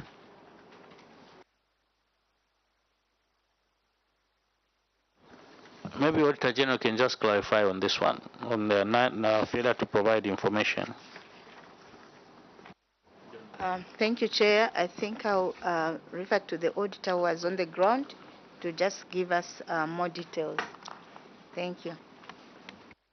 The auditor was on the ground. You can proceed and highlight on that issue, then we proceed. Thank you, Chair. When we were on the ground, Chair, we observed that most of the documents that were in the custody of the accountant, actually when we requested for information, most of the documents had been gotten by DEC. So that's how we came up with this particular query. I submit. Thank you. Maybe the DG, through the DG operations, you can tell us what transpired, because also failure to provide information is against the Public Finance Act, number 1 of 2018. I think, if I'm not mistaken, clause 84K. So what transpired? Why did we fail to provide these revenue cash books to the Office of the Auditor General? You can proceed. Thank you, Chair. I think this was not failure on our part. I think, as explained in our response, that these documents, immediately a report was made to DEC. DEC took over the management of all the documents, and we provided the seizure notice where it is stipulated all documents were collected and they were not in our custody. Therefore, it was impossible to provide those documents, but we still shared the detail of the seizure so that in case they wanted further examination of them, then they would liaise with DEC, who were taken over at the time. I submit. Thank you, Honorable Mkosa. Thank you so much, Chair. DG, we understand, through you, controlling officer, we understand the reason that you have given, and I think it's clear. But I think for future, make sure when you are giving documents like this to DEC or any investigative wing, anti-corruption or any other police, make sure you make photocopies. even when we were discussing regarding the issues of the controls, where you said it's difficult to detect, fraud, we understand some of these things when they happened. We know you were not there, some of these things. We know that you were not there. But what we want is to help you so that in future you shouldn't have a problem. So next time, please make sure as you are giving these documents to Drug Enforcement Commission or any investigative wings, make sure you remain with copies, because these documents sometimes when they collect, they are also human beings. They can lose them. I think that's my contribution, Chair. Thank you, Chair. Thank you. Guidance appreciated. Thank you, DGI. It's only me who tells when to speak, so you wait for me to give you a chance to speak. My question is, have these documents been returned in your custody from DC after their investigations, or they're still with them? So that if they have now been returned, then we can have a verification by Office of the Auditor General. Maybe you can come in on that one. Thank you, Chair. I think, by the way, PS had mentioned that the matter just began in the Nchelenje court, where the office has been charged with 117 counts of forgery. Now, these are evidential materials that needs to be presented before court in relation to each and every charge that is associated with them. It is expected that once the matter is concluded, of course, guidance will have to be given, whether we'll have to retain them or Ministry of Finance will have to take over the management of the same. At that point, then we can be guided and avail them for examination. I submit. Thank you. Procedure, I think they are supposed to return to you. That's where they were collected. They are not under the Ministry of Finance, because this issue remains an outstanding issue from this perspective, which needs to be followed up when you are looking at outstanding issues. So proceed to the next item, honorable members.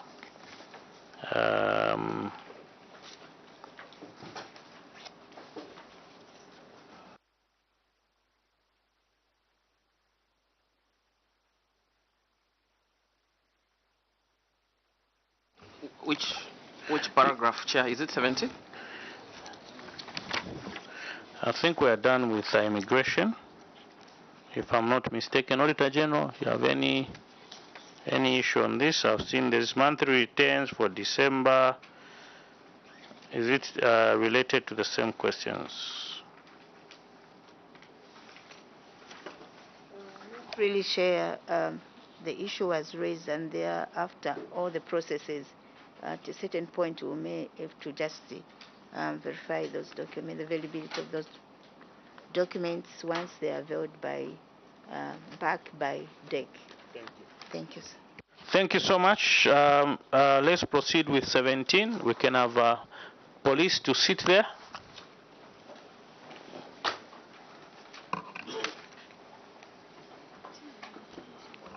Honorable members, tea is ready, and when you can walk out and have a cup of tea and come back with the courtesy of Madam Speaker.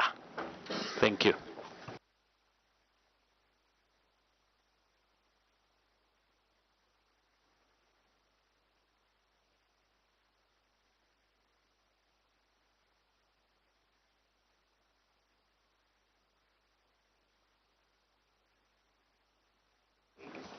Paragraph 17.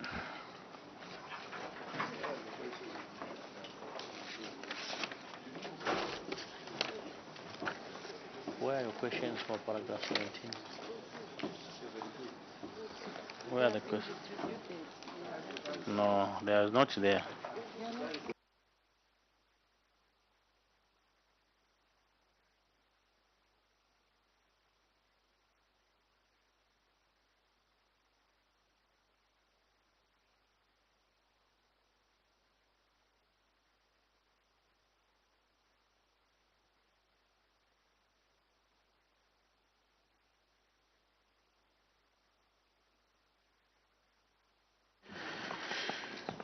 Thank you. Honorable members, we're on paragraph 17 of the 11. Can proceed and ask questions. The presentation was done by PS.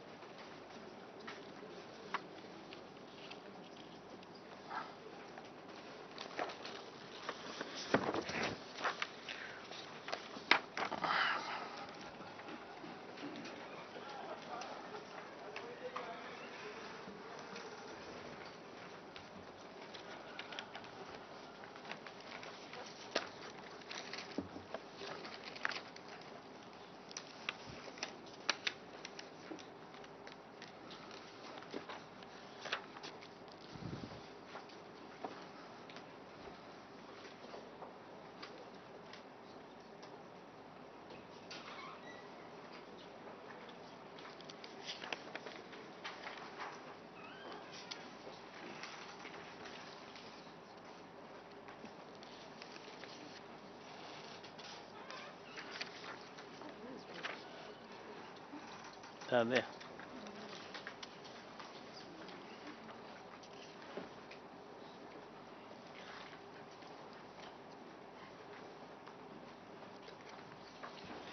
Chair. Yes, Honorable Mkosa. Chair, on the issue of the under collections, when we look at table 1, under budget against actual, under number 5, police report, we have approved budget of 2,523,427. Then we have the actual collections of 50 kwacha, resulting in an under collection of 2,523,377. When we come to the explanation by the controlling officer under 5, which is police report, that is page 2, he has indicated that the police report revenue column does not appear on the approved customized deposit slip, which all commercial banks use for the general public to deposit revenue for Zambia Police into Control 99. This resulted in fees for police reports being deposited under other fees. I think this reason is understandable. Now I wanted to find out, how was this 50 kwacha? I don't know if it was deposited or how come this 50 kwacha is there. That is the first question. Then number 2, I would like to find out, I don't know if it's the accountant general who is going to advise us how we can help the police so that we include police report so that they can be depositing money there to avoid the situation where we have to start asking them for, abrogating financial regulations, yet we have not provided them with what they are supposed to do. Thank you, Chair. Thank you, Honorable Mkosa. And I also just want the PS to give us a status on this under collection on the firearm license against the approved budget. And also in your submission, PS, you've said that these firearm licenses constitute part of your revenue collection, which are mandated to collect. What measures have you put in place to ensure that you meet these targets? Because you seem not to be meeting targets, especially firearm, and also this misposting of the police report, which I think Honorable Mukosa is talking about. So PS, you can maybe proceed and highlight on those 2 issues.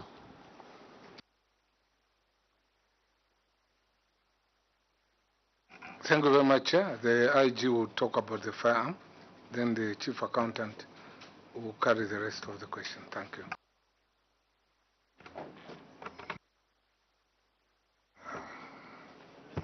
So IG, you can proceed. Thank you very much, Honorable Chair. I just want to make a clarification or explanation, probably what has led to the under collection on firearms licenses. When the new government came into office, they realized that a number of firearms were in wrong hands. And it was a policy that we're supposed to account for all those firearms that are in wrong hands before we start issuing firearms to members of the public, amnesty was declared to appeal to members of the public to surrender wrong firearms to Zambia Police Service. And this exercise was carried out.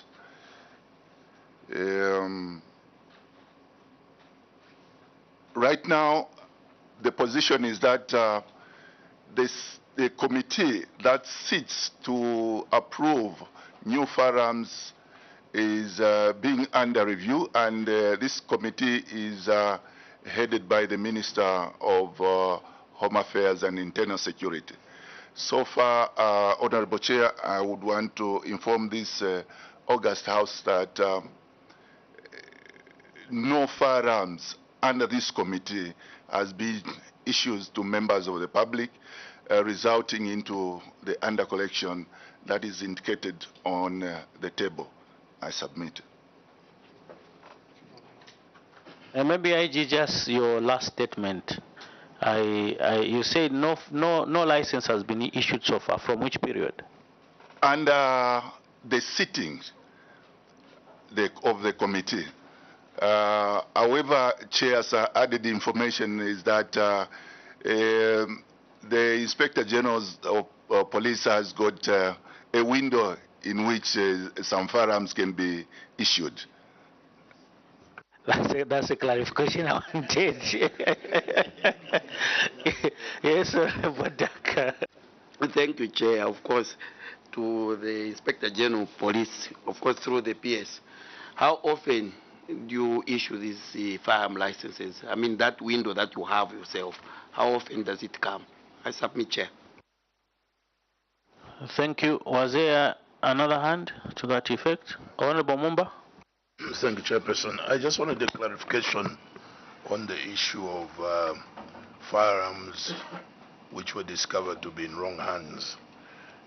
Was there any revenue related to those same firearms that you are assuming were in wrong hands? Because to begin with, there's a process in which you acquire a firearm under you, or indeed through the committee chaired by the minister. I just wanted to have an understanding. Thank you. I think IG through APS, we can proceed with those two questions. Thank you. Thank you, Honorable Chair. The window, I don't know. I want a clarification whether the Honorable member would want to know how many firearms the Inspector General is supposed to give out in a period given. I'm actually allowed to give about 30 firearms in a year. But where the committee is sitting, that figure is swallowed in the committee. Thank you. With regards to the firearms in wrong hands, whether revenue was collected, I would not be in a position to indicate, because when we talk of wrong firearms in wrong hands, meaning that they did not go through the process of acquiring them legally. Chair, I submit. Thank you. Maybe the accountant from police. I think IG has answered most of these starting questions. PS, in your submission, you said, with regard to reports, the committee may wish to note that Zambia Police has requested the Ministry of Planning to engage commercial banks on the inclusion of Code 13-12-30-12 for police report. I just want to understand. Before me, the statement B shows is that code. So I don't know, is it the bank or is it one? Maybe Mr. Manunga, you can clarify that line, because on the statement B it's there. So is it when going to deposit at the bank that there is no that line? I don't know. Maybe you can clarify on that issue before PS comes in. Chair, the system used to collect this revenue is the process of having a dedicated counter in a particular bank and a dedicated deposit slip attached to a particular ministry or agency. So for the collections of these collections for Zambia Police, there is a dedicated deposit slip which indicates the type of revenues that are collected by Zambia Police. So what is now coming out is that on those deposit slips, the code for police report is not indicated. Hence, when somebody is depositing, if that code is not there, that's why maybe that's why the revenue is now coming out on others. There is a code for other revenues that are collected, either others or miscellaneous. So these revenues now were being deposited using the other revenue, which swallows any other revenues that are not part of the deposit slip. Thank you. What's the position on the Auditor General's office on that issue before we proceed? Okay, thank you, Chair. I think I also refer to the officer. But what we are saying is that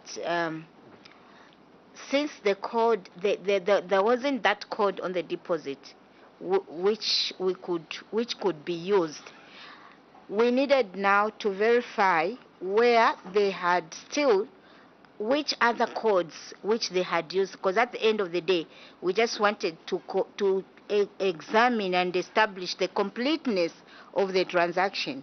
Now, in our case, without seeing where those other figures had been deposited, it remained as a question mark. So I also refer this further clarification from the officer. But the other codes where they had deposited, since that was not appearing, we could not establish. I think that's the clarification that we needed from our side. Thank you. I think it's straightforward. Maybe the accountant from Zambia Police, the Auditor General is saying that yes, that code is not there. But however, if you are deposited into another code, they could not ascertain which code. Maybe you can clarify and say for police report it was going in this one for the admission of guilty on what, so that they're able to look at the population and whatever which was generated. So through the PS, I think the one in charge of finance police, you can proceed and explain. Thank you, Chair. I think in our submission we've made it clear that everything to do with the police report was deposited under the code for other fees. So if they have to get a trail on how these fees were accounted for, then they have to look at this code, other fees. They should be able to get a good trail of how these fees were accounted for. Thank you.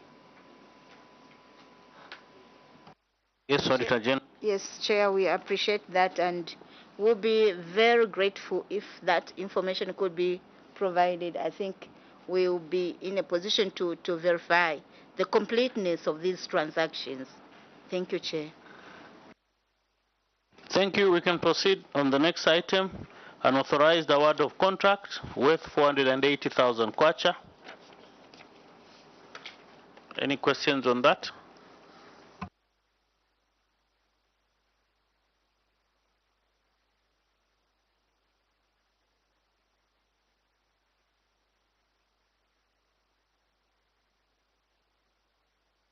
Yes, Honorable Duck.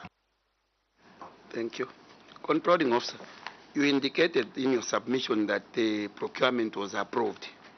Kindly avail to us the ratification document for the procurement of the traffic offense report. I submit, Chair. Thank you. Any question on this one?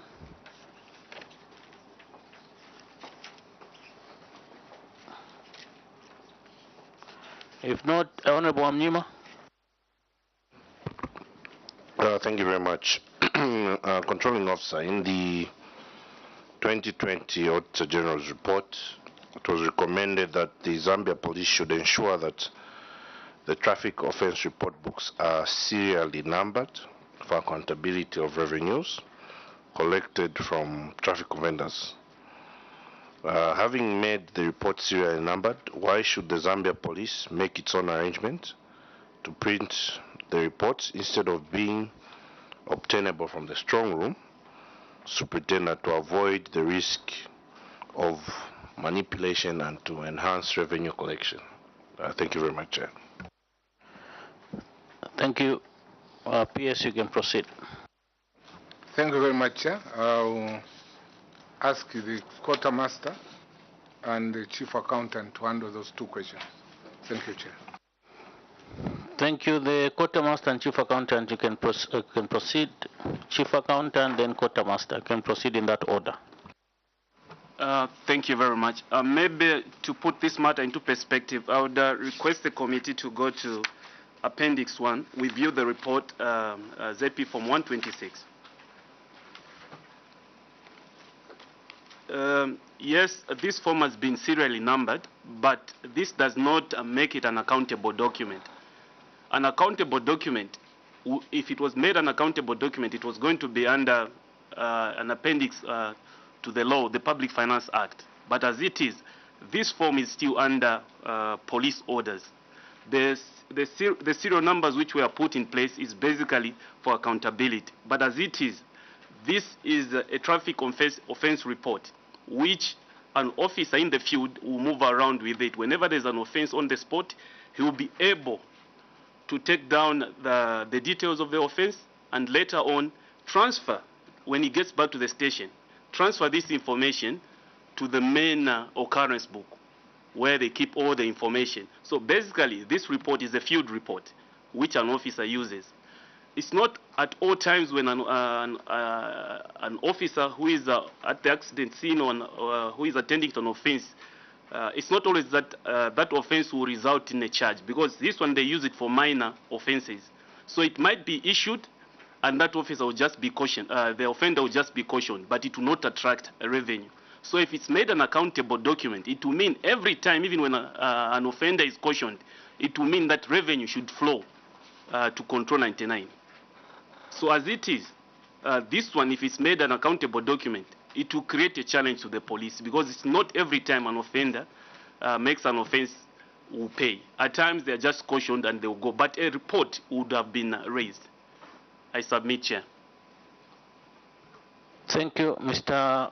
Honorable Omnima. A follow-up question? Okay, do a follow-up question, then Mr. Manunga will come in after you. Thank you very much for submission, PS, through the accountant. However, your submission is a bit unclear. You understand that traffic reports and most of these minor offenses culminate into revenue collection. There are issues of admission of guilt, and the people pay. Do you agree that this is the case? Yes, I agree. Accountant, you have to wait for me to give you a chance to speak. Speak through the chair, please. Before you proceed, Mr. Manunga, you can clarify. Chair, this document is not an accountable document, and the recommendation for the police to start acting and provide a serial number to this form was made by Auditor General. During the last audit, they observed that these charge sheets were being issued and the leaflets were not serial numbers, and it was difficult for them to match them with the offenses that have just been, where an officer has just been warned and what has been charged. So it will be prudent that we don't take it as an accountable document, because Auditor General recommended that this document should be printed and serial numbered. But it's for sure, it's just an operational document for the police and not an accountable document under Ministry of Finance. Thank you. We proceed to the next question. Auditor General has got a clarification. Can proceed.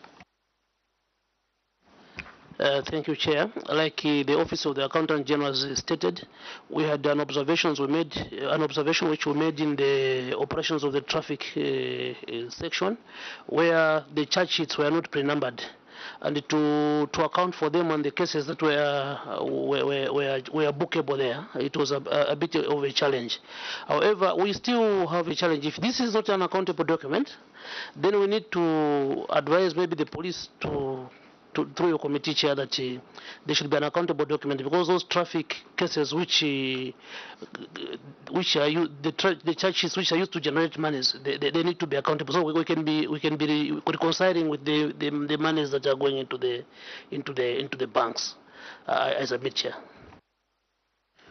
Thank you, Auditor General. I will leave that with you and the Accountant General to harmonize. Then you can bring it before this committee to look at for us to appreciate.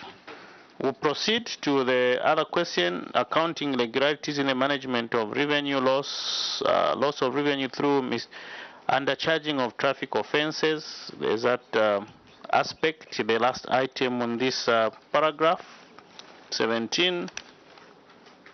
Issues of register of accountable document. These are administrative issues. PS, you can ensure that they're worked on. But we just have to, if there are any questions on this other one, loss of revenue through undercharging, is there any question?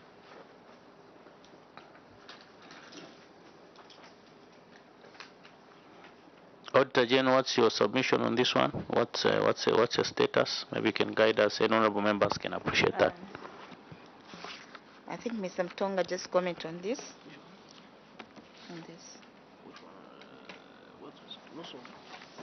The loss of revenue through undercharging of traffic fines. Yes, Auditor General. Okay, what we observed is there's been some inconsistencies in terms of charges that are there, because there are some charges according to the gravity of the cases that are there that have taken place. So the explanation is that there are there's a cap which the police can handle, and then beyond that, it's like the cases should be decided by the courts. But we still feel that there should be a mechanism to make sure or to ensure that people are held responsible for the offences that they have committed, and that they should pay as per the prescription of the law. That's how I think I can conclude on this matter. Otherwise, the way things are, there are some limitations in the police, and what are we doing about that so that people should pay for the offences that they have committed? I submit, Chair. Thank you for that guidance. Honorable members, do you have any questions to that effect? If not, to proceed. So we are done with paragraph 17. We'll proceed to paragraph 19.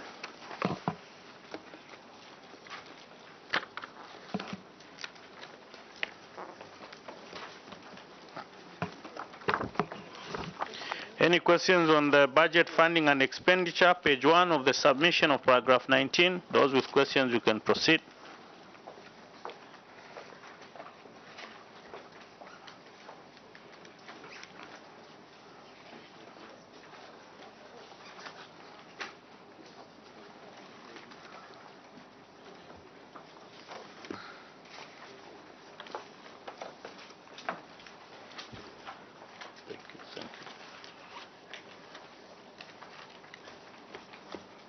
Honorable Mkosa, I can proceed. Controlling officer, regarding this 543,578 which was returned, was there any application that was made to return the funds? We do understand that the underutilization of the money is because of late release. We have seen, I think the money came on 27th December, if I'm not mistaken. We would like to know if there was an application to return the funds. Thank you. Any question, members?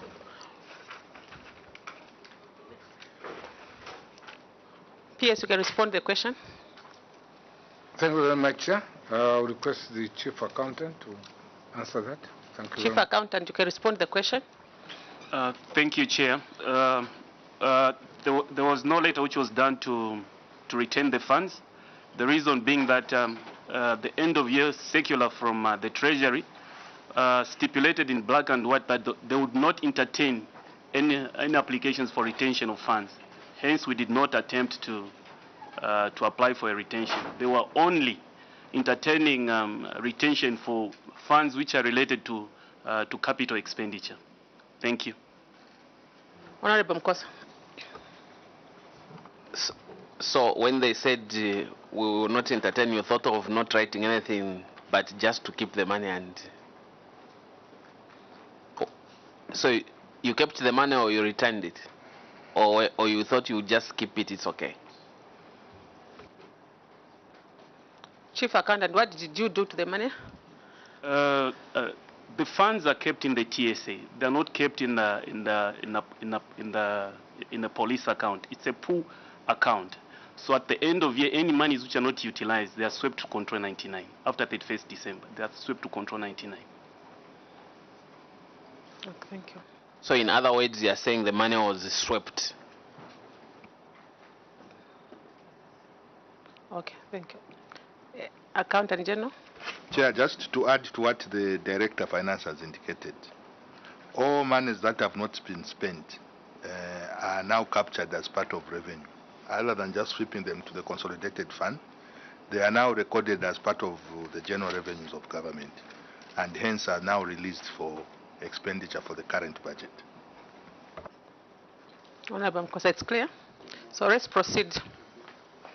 Paragraph 19. Okay. Paragraph 19B. Honorable Amnyema. Thank you very much, Controlling Officer. Oh, Chair, sorry. Controlling Officer. I do understand that I think during this time you are not the controlling officer. But it's very shocking, this people signing for money, appending different signatures for policing elections, 2021 general elections. First of all, I just want to understand, for those who are in the midst, did they plan for this deployment? And what authority did they use to sign amounts totaling to 431,825 different signatures on different acquittals, despite their names and NRC numbers and service numbers being the same, rendering their acquittals questionable? Yes, Chair, that's my question. What authority did they use, and was this deployment planned, that they'll be deployed? Any questions, members? Honorable Daka. Thank you, Madam Chairperson. Controlling Officer, the funds were paid in August 2021. Why did it take over 15 months to avail the corrected signatures? I submit, Madam Chairperson. PS, you have 3 questions, or you redirect your questions for someone who can respond. Thank you very much, Chair. I will redirect to the Chief Accountant. Thank Chief Accountant, you can respond to the 3 questions. Thank you, Chair. I want to state that all operations are planned for. It's not that they are emergent, but they are planned for. With regards to the issue of which authority they use to sign for their friends, there was no written authority which was given to the people who were signing on behalf of their friends. Basically, it's the platoon commander who can give an instruction verbally to enable the friends to sign for their colleagues. That's what usually happens in terms of the operations. So there was never written authority. So with regards why it has taken 15 months to make available this information, I think after the elections, there were quite a number of changes which took place at that division. A number of officers were transferred to different divisions. Basically, we've been following them to whichever divisions where they are to get their signatures. That in itself has attributed to this duration which is being cited here. Thank you, Chair. Honorable Mumba.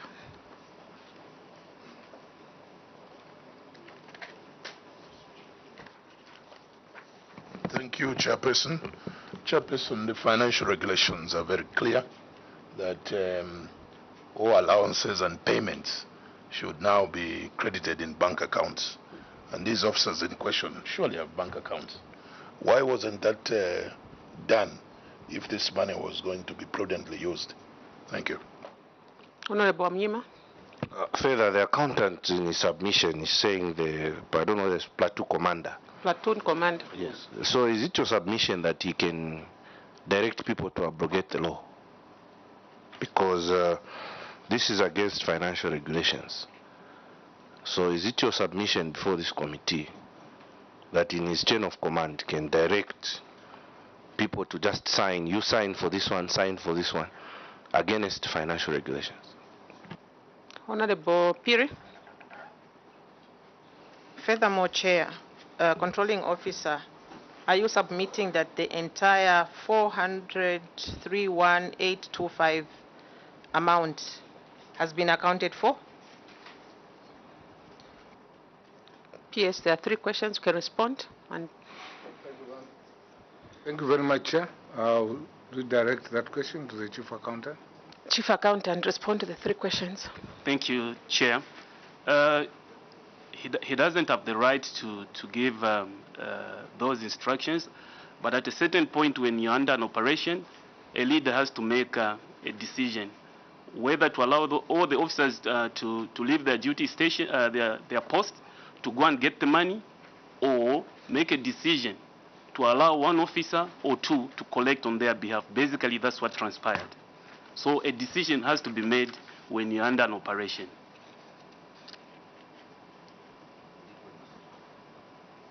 Do you have something? Not really. I was encouraging to move on to the next question. Thank you, Chair.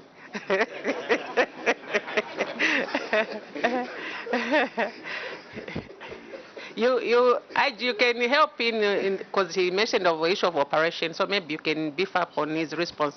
Yeah.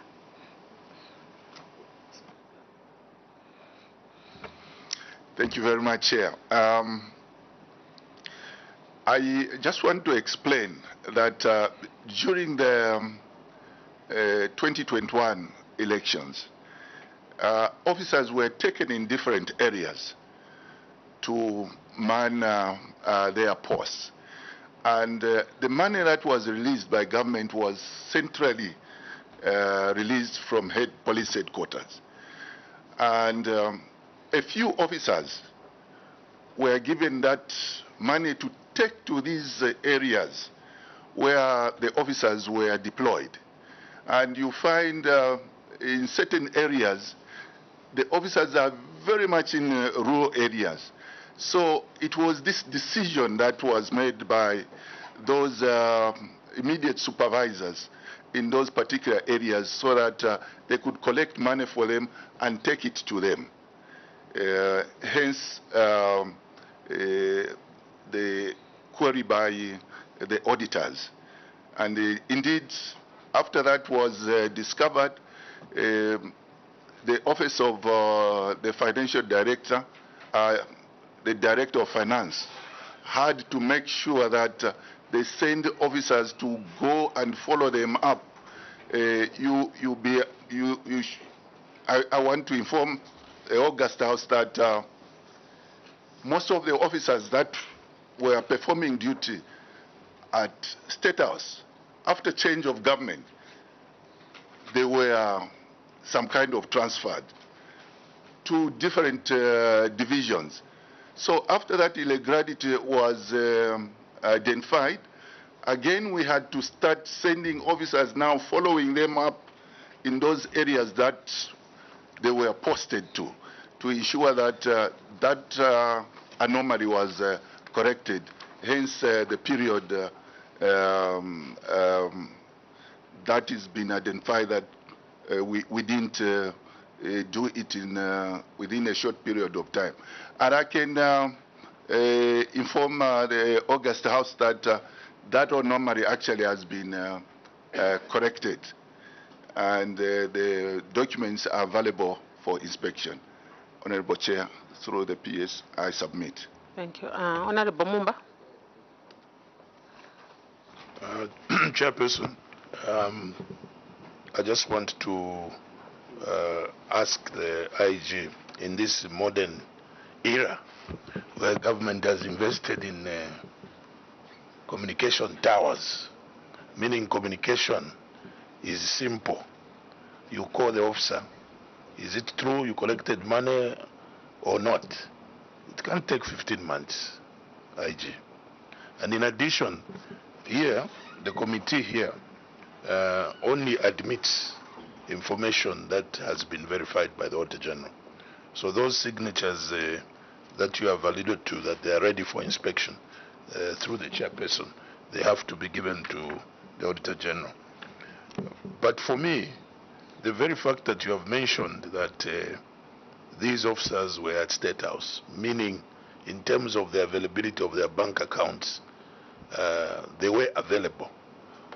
And if we all here, we all travel in the bush and so on, and there are teachers, nurses and so on who are in the bush. These allowances usually, partly you leave them home, partly you carry to survive where you're going. So for this query to come out in the manner it has, it's an abrogation of the financial regulations. As a country that is growing economically, banking-wise, we need to start implementing these regulations to strengthen our systems. Because can you imagine if you had followed the system, or they had followed the system, this simple query would not be there. I just wanted to make that very clear. Okay. Do you have any intervention on this one?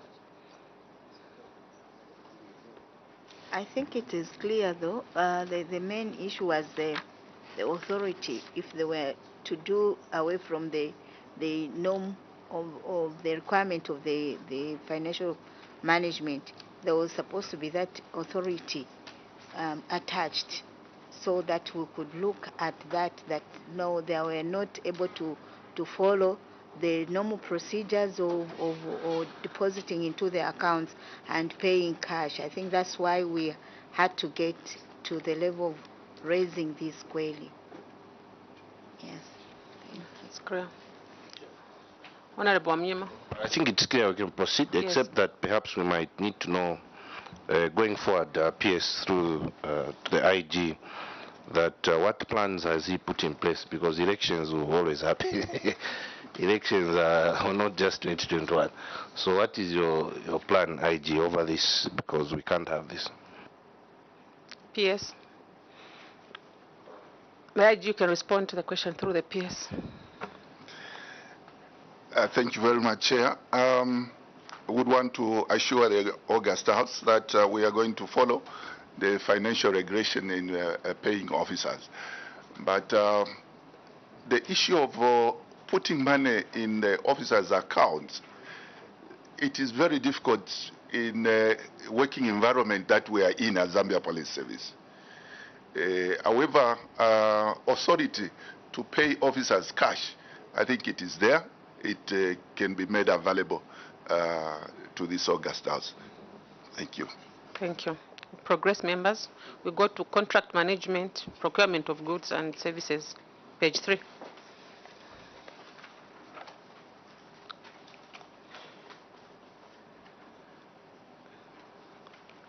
Honorable Mumba.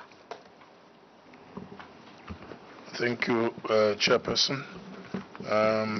PS, I just need a clarification before I ask you further questions. On page 3, supplier credit agreement. It says the Ministry of Finance entered into this agreement of the credit supply agreement with some of $69 million.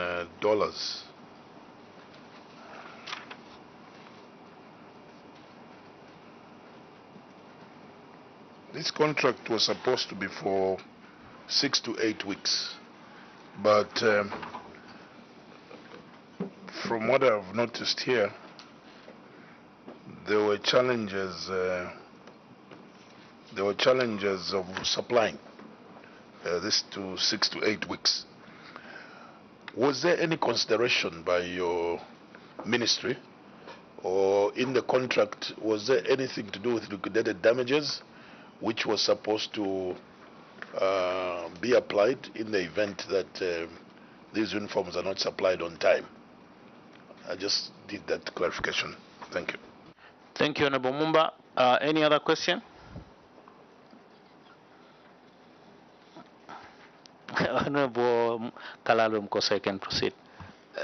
Chair, I know the controlling officer wasn't there at the time when the award was done for this contract, but the comment that I want to make is that controlling officer, we as members of parliament, we are relying on you together with your other controlling officers.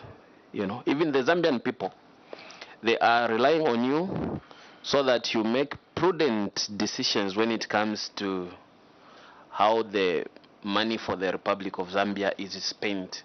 When you look at this contract, you see that it was done in such a way that the money was not available, and as a result, we have overspent, or we overspent by about $9,899,000, which is basically $10 million more. This is the money that we have spent on interest, yet we could have avoided this. And in future, you can help us to avoid this kind of imprudence or wastage. Because when you look at the money that we are owing, that we have not paid, if you just check a few pages after this, we are going to find that we are owing interim payment certificates of about 200 and something million kwacha. And the money that we have wasted on interest payment, on interest, is about $10 million. $10 million is 170 million kwacha. So this is wastage of the waste kind that the government has been incurring or is incurring. So I think my appeal, Chair, is that in future, let us find a way of how we can avoid this kind of abuse and wastage of the public resources. Thank you, Chair. Thank you. Maybe PS, you can answer those two questions. Then Honorable Mumba, you have a follow-up question? You can go ahead so that PS can pick up.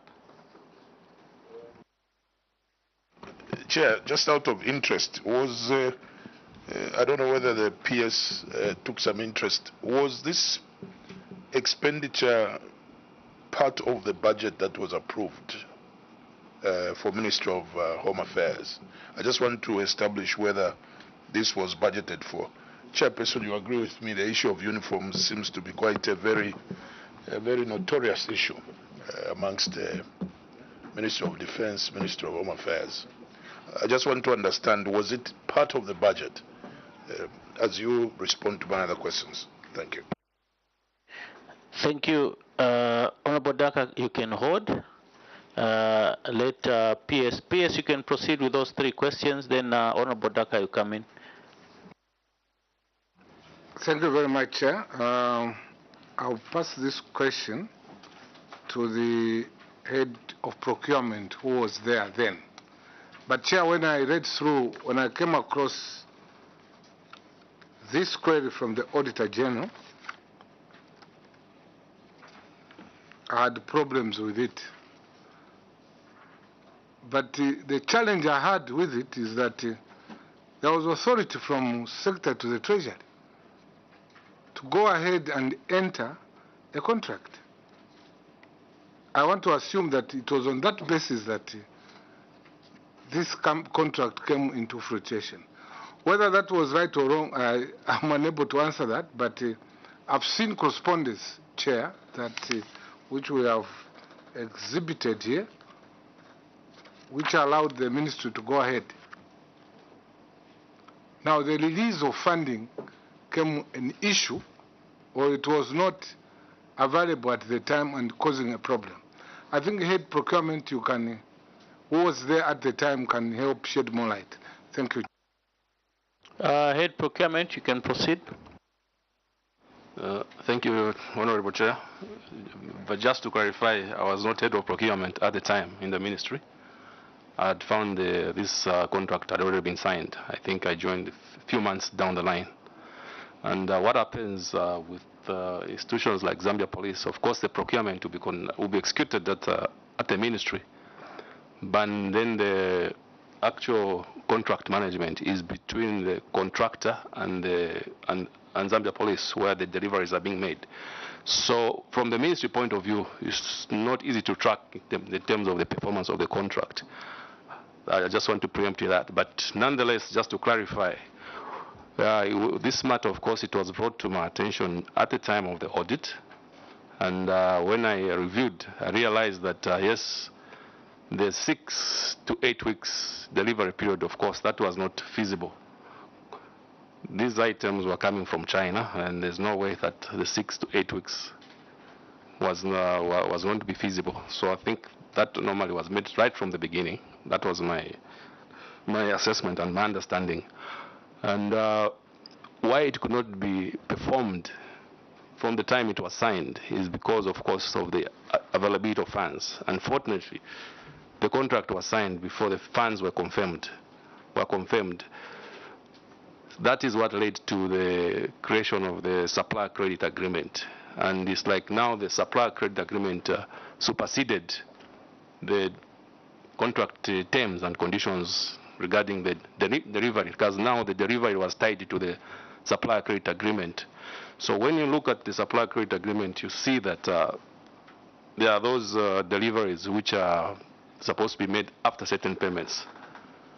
Like the 40% delivery, then there is payments to be made. So that superseded the delivery period that was initially in the contract, because now what was guiding the performance of the contract was the supplier credit agreement. So I just wanted to clarify that, and of course, the funding against the supplier credit agreement, where government was supposed to pay its part, I came to understand government also was prolonged its part paying the portion against that supplier credit agreement. So that all culminated into this lengthy delivery period, of which has been captured over the 35 months or something like that, yes. So that is my submission, Chair. Thank you. Vice Chair, then Honorable Daka, then Honorable Amnyima, then Honorable Mumba. Can proceed. Thank you, Chair. My first question is a clarification from the PS. On page 3, there's a supplier credit agreement with Mikalire Trading Company Limited of Hong Kong. PS, I just want to find out, is this a local company? Is it registered in Zambia or in Hong Kong? And then the second question is it normal under your ministry to sign for a contract before confirming the funds? I submit, Chair. Thank you. Honorable Daka. Chair, part of my questions has been overtaken by fence. Of course, our Vice Chair has asked it, but I would like to proceed to ask the controlling officer what mode of procurement they used in procuring this supply, because I've noticed that there's no mention. And the other question, Mr. Chairperson, is this supplier credit agreement. I've tried to peruse through their submission, and I cannot find it under any appendices. Maybe the PS can clarify whether it's been appended to his submission or not. I submit, Mr. Chairperson. Thank you. Honorable Amnyima, you can proceed. Thank you, Chair. Just also, I think as a rider, where is this contract? It's not part of, we want to take a look of this contract between Ministry of Home Affairs and the Mikalire Company Limited of Hong Kong. Then, of course, to the sum of $69 million. Now, Chair, where is the needs analysis for this? Where these things needed? What informed this procurement? Is there anything you can present to this committee through UPS, the former procurement officer, who has quickly said that he also found the contract side? But could you allow us to know what informed this procurement? Was there a needs analysis? And where is this contract? I want to read this contract. Thank you. PS, to do take note. Honorable Mumba can proceed as the last question. Yeah, thank you very much, Chairperson. I'm glad Honorable Daka asked the mode of procurement, because that is going to give us more details as to what the motivation was. But in addition to the mode of payment, I would also want to find out from the PS whether under the ZPPA Act for goods, whether such form of agreements are common or are they authorized, but most importantly whether the Attorney General did assent to both this credit whatever and the new mode, because the credit supply agreement superseded the ZPPA agreed contract, because in the ZPPA agreed contract the terms of procurement and length of delivery were clearly stipulated. But when this credit agreement came into effect, the supplier periods were changed, so meaning that government could not enjoy liquidated damages which it could have enjoyed, but also most importantly, if this wasn't in the budget, why was it that the procurement took effect? Thank you very much. Thank you. Through PS, I think there are all those questions. I don't know the person who addressed them. So PS, you can proceed. Chair, let me answer one, then I'll pass the other to my colleague. Chair, the question was, is it prudent that one can sign a contract in government without availability of funds? The answer is no. The rules are that you can only enter into a contract upon confirmation and availability of the funds. Now, what happened in this issue at hand is that the contracting entity in this kind, the ministry, were allowed by the Secretary to the Treasury to go ahead. I would not be wrong, Chair, to assume that with that confirmation or with that directive from Secretary to the Treasury, the ministry went ahead that this is a person who keeps the pace of government, and therefore it was right for them to proceed in that manner. The letter of those clear instructions, Chair, is one of the appendixes in our documentation. The remaining 4 or 5 questions, I think I will give Mr. Mtara to attempt to answer some of them. Thank you, PS. I think it's the position of the committee that he's already alluded to the fact that he had just joined the ministry. Since he is appearing before this committee tomorrow, and probably we might push also into Friday, we maybe request that we find those, probably the head of procurement was there. They should, I believe they should still be in the system to come and help us answer some of these questions. Maybe probably either the chief accountant or the director of finance who was there when this procurement happened, and any other relevant people connected to this procurement at that time, because already is laboring to answer questions saying I just joined, and this is a committee which works on evidence and not assumptions, because what is giving us is what he thinks. We want evidence. We want people who made that decision to be available. So PS will request through you that those people are made available, and the contract is also made available to that effect.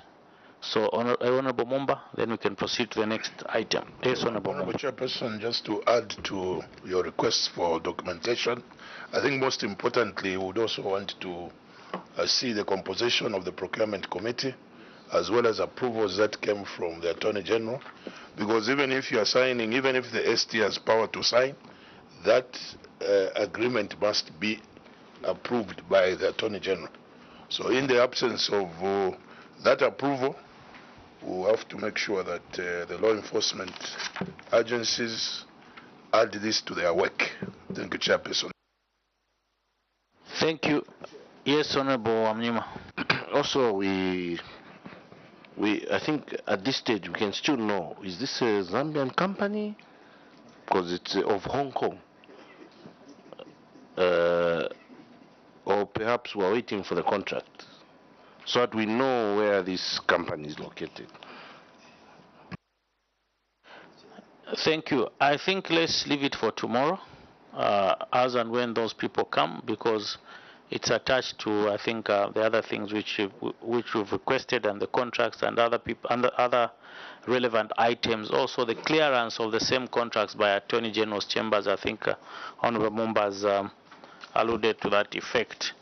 Honorable Members, you agree with me that even as we proceed to failure to settle interim payment certificates, the issue comes on with fiscal space and all that of a procurement. So I don't know if you want us to proceed on that. Then contracts not commenced. I don't think there's much to that effect, unless otherwise. Unless other members have got questions based on those two items. It's the same, huh? It's the same people? Yes. So PS, I think today we'll end here. And I think you've heard our request to that effect. As we meet tomorrow, I think it will be important that before you proceed with submission of paragraph 21, we exhaust this item with the aforesaid people. So PS, let me take this opportunity to thank you most sincerely for coming to appear before this honorable committee with your team. We are grateful that you came, and we'll see you tomorrow. Let me now lift the immunity which was conferred before you in accordance with Cap 12 of the laws of Zambia, National Assembly Powers and Privileges Act, which confers you with immunity, that now I've lifted the immunity. Whatever you speak outside PS, you are on your own. Thank you so much, and you are free to go. Thank you. Thank you. Thank you, IG. Thank you very much.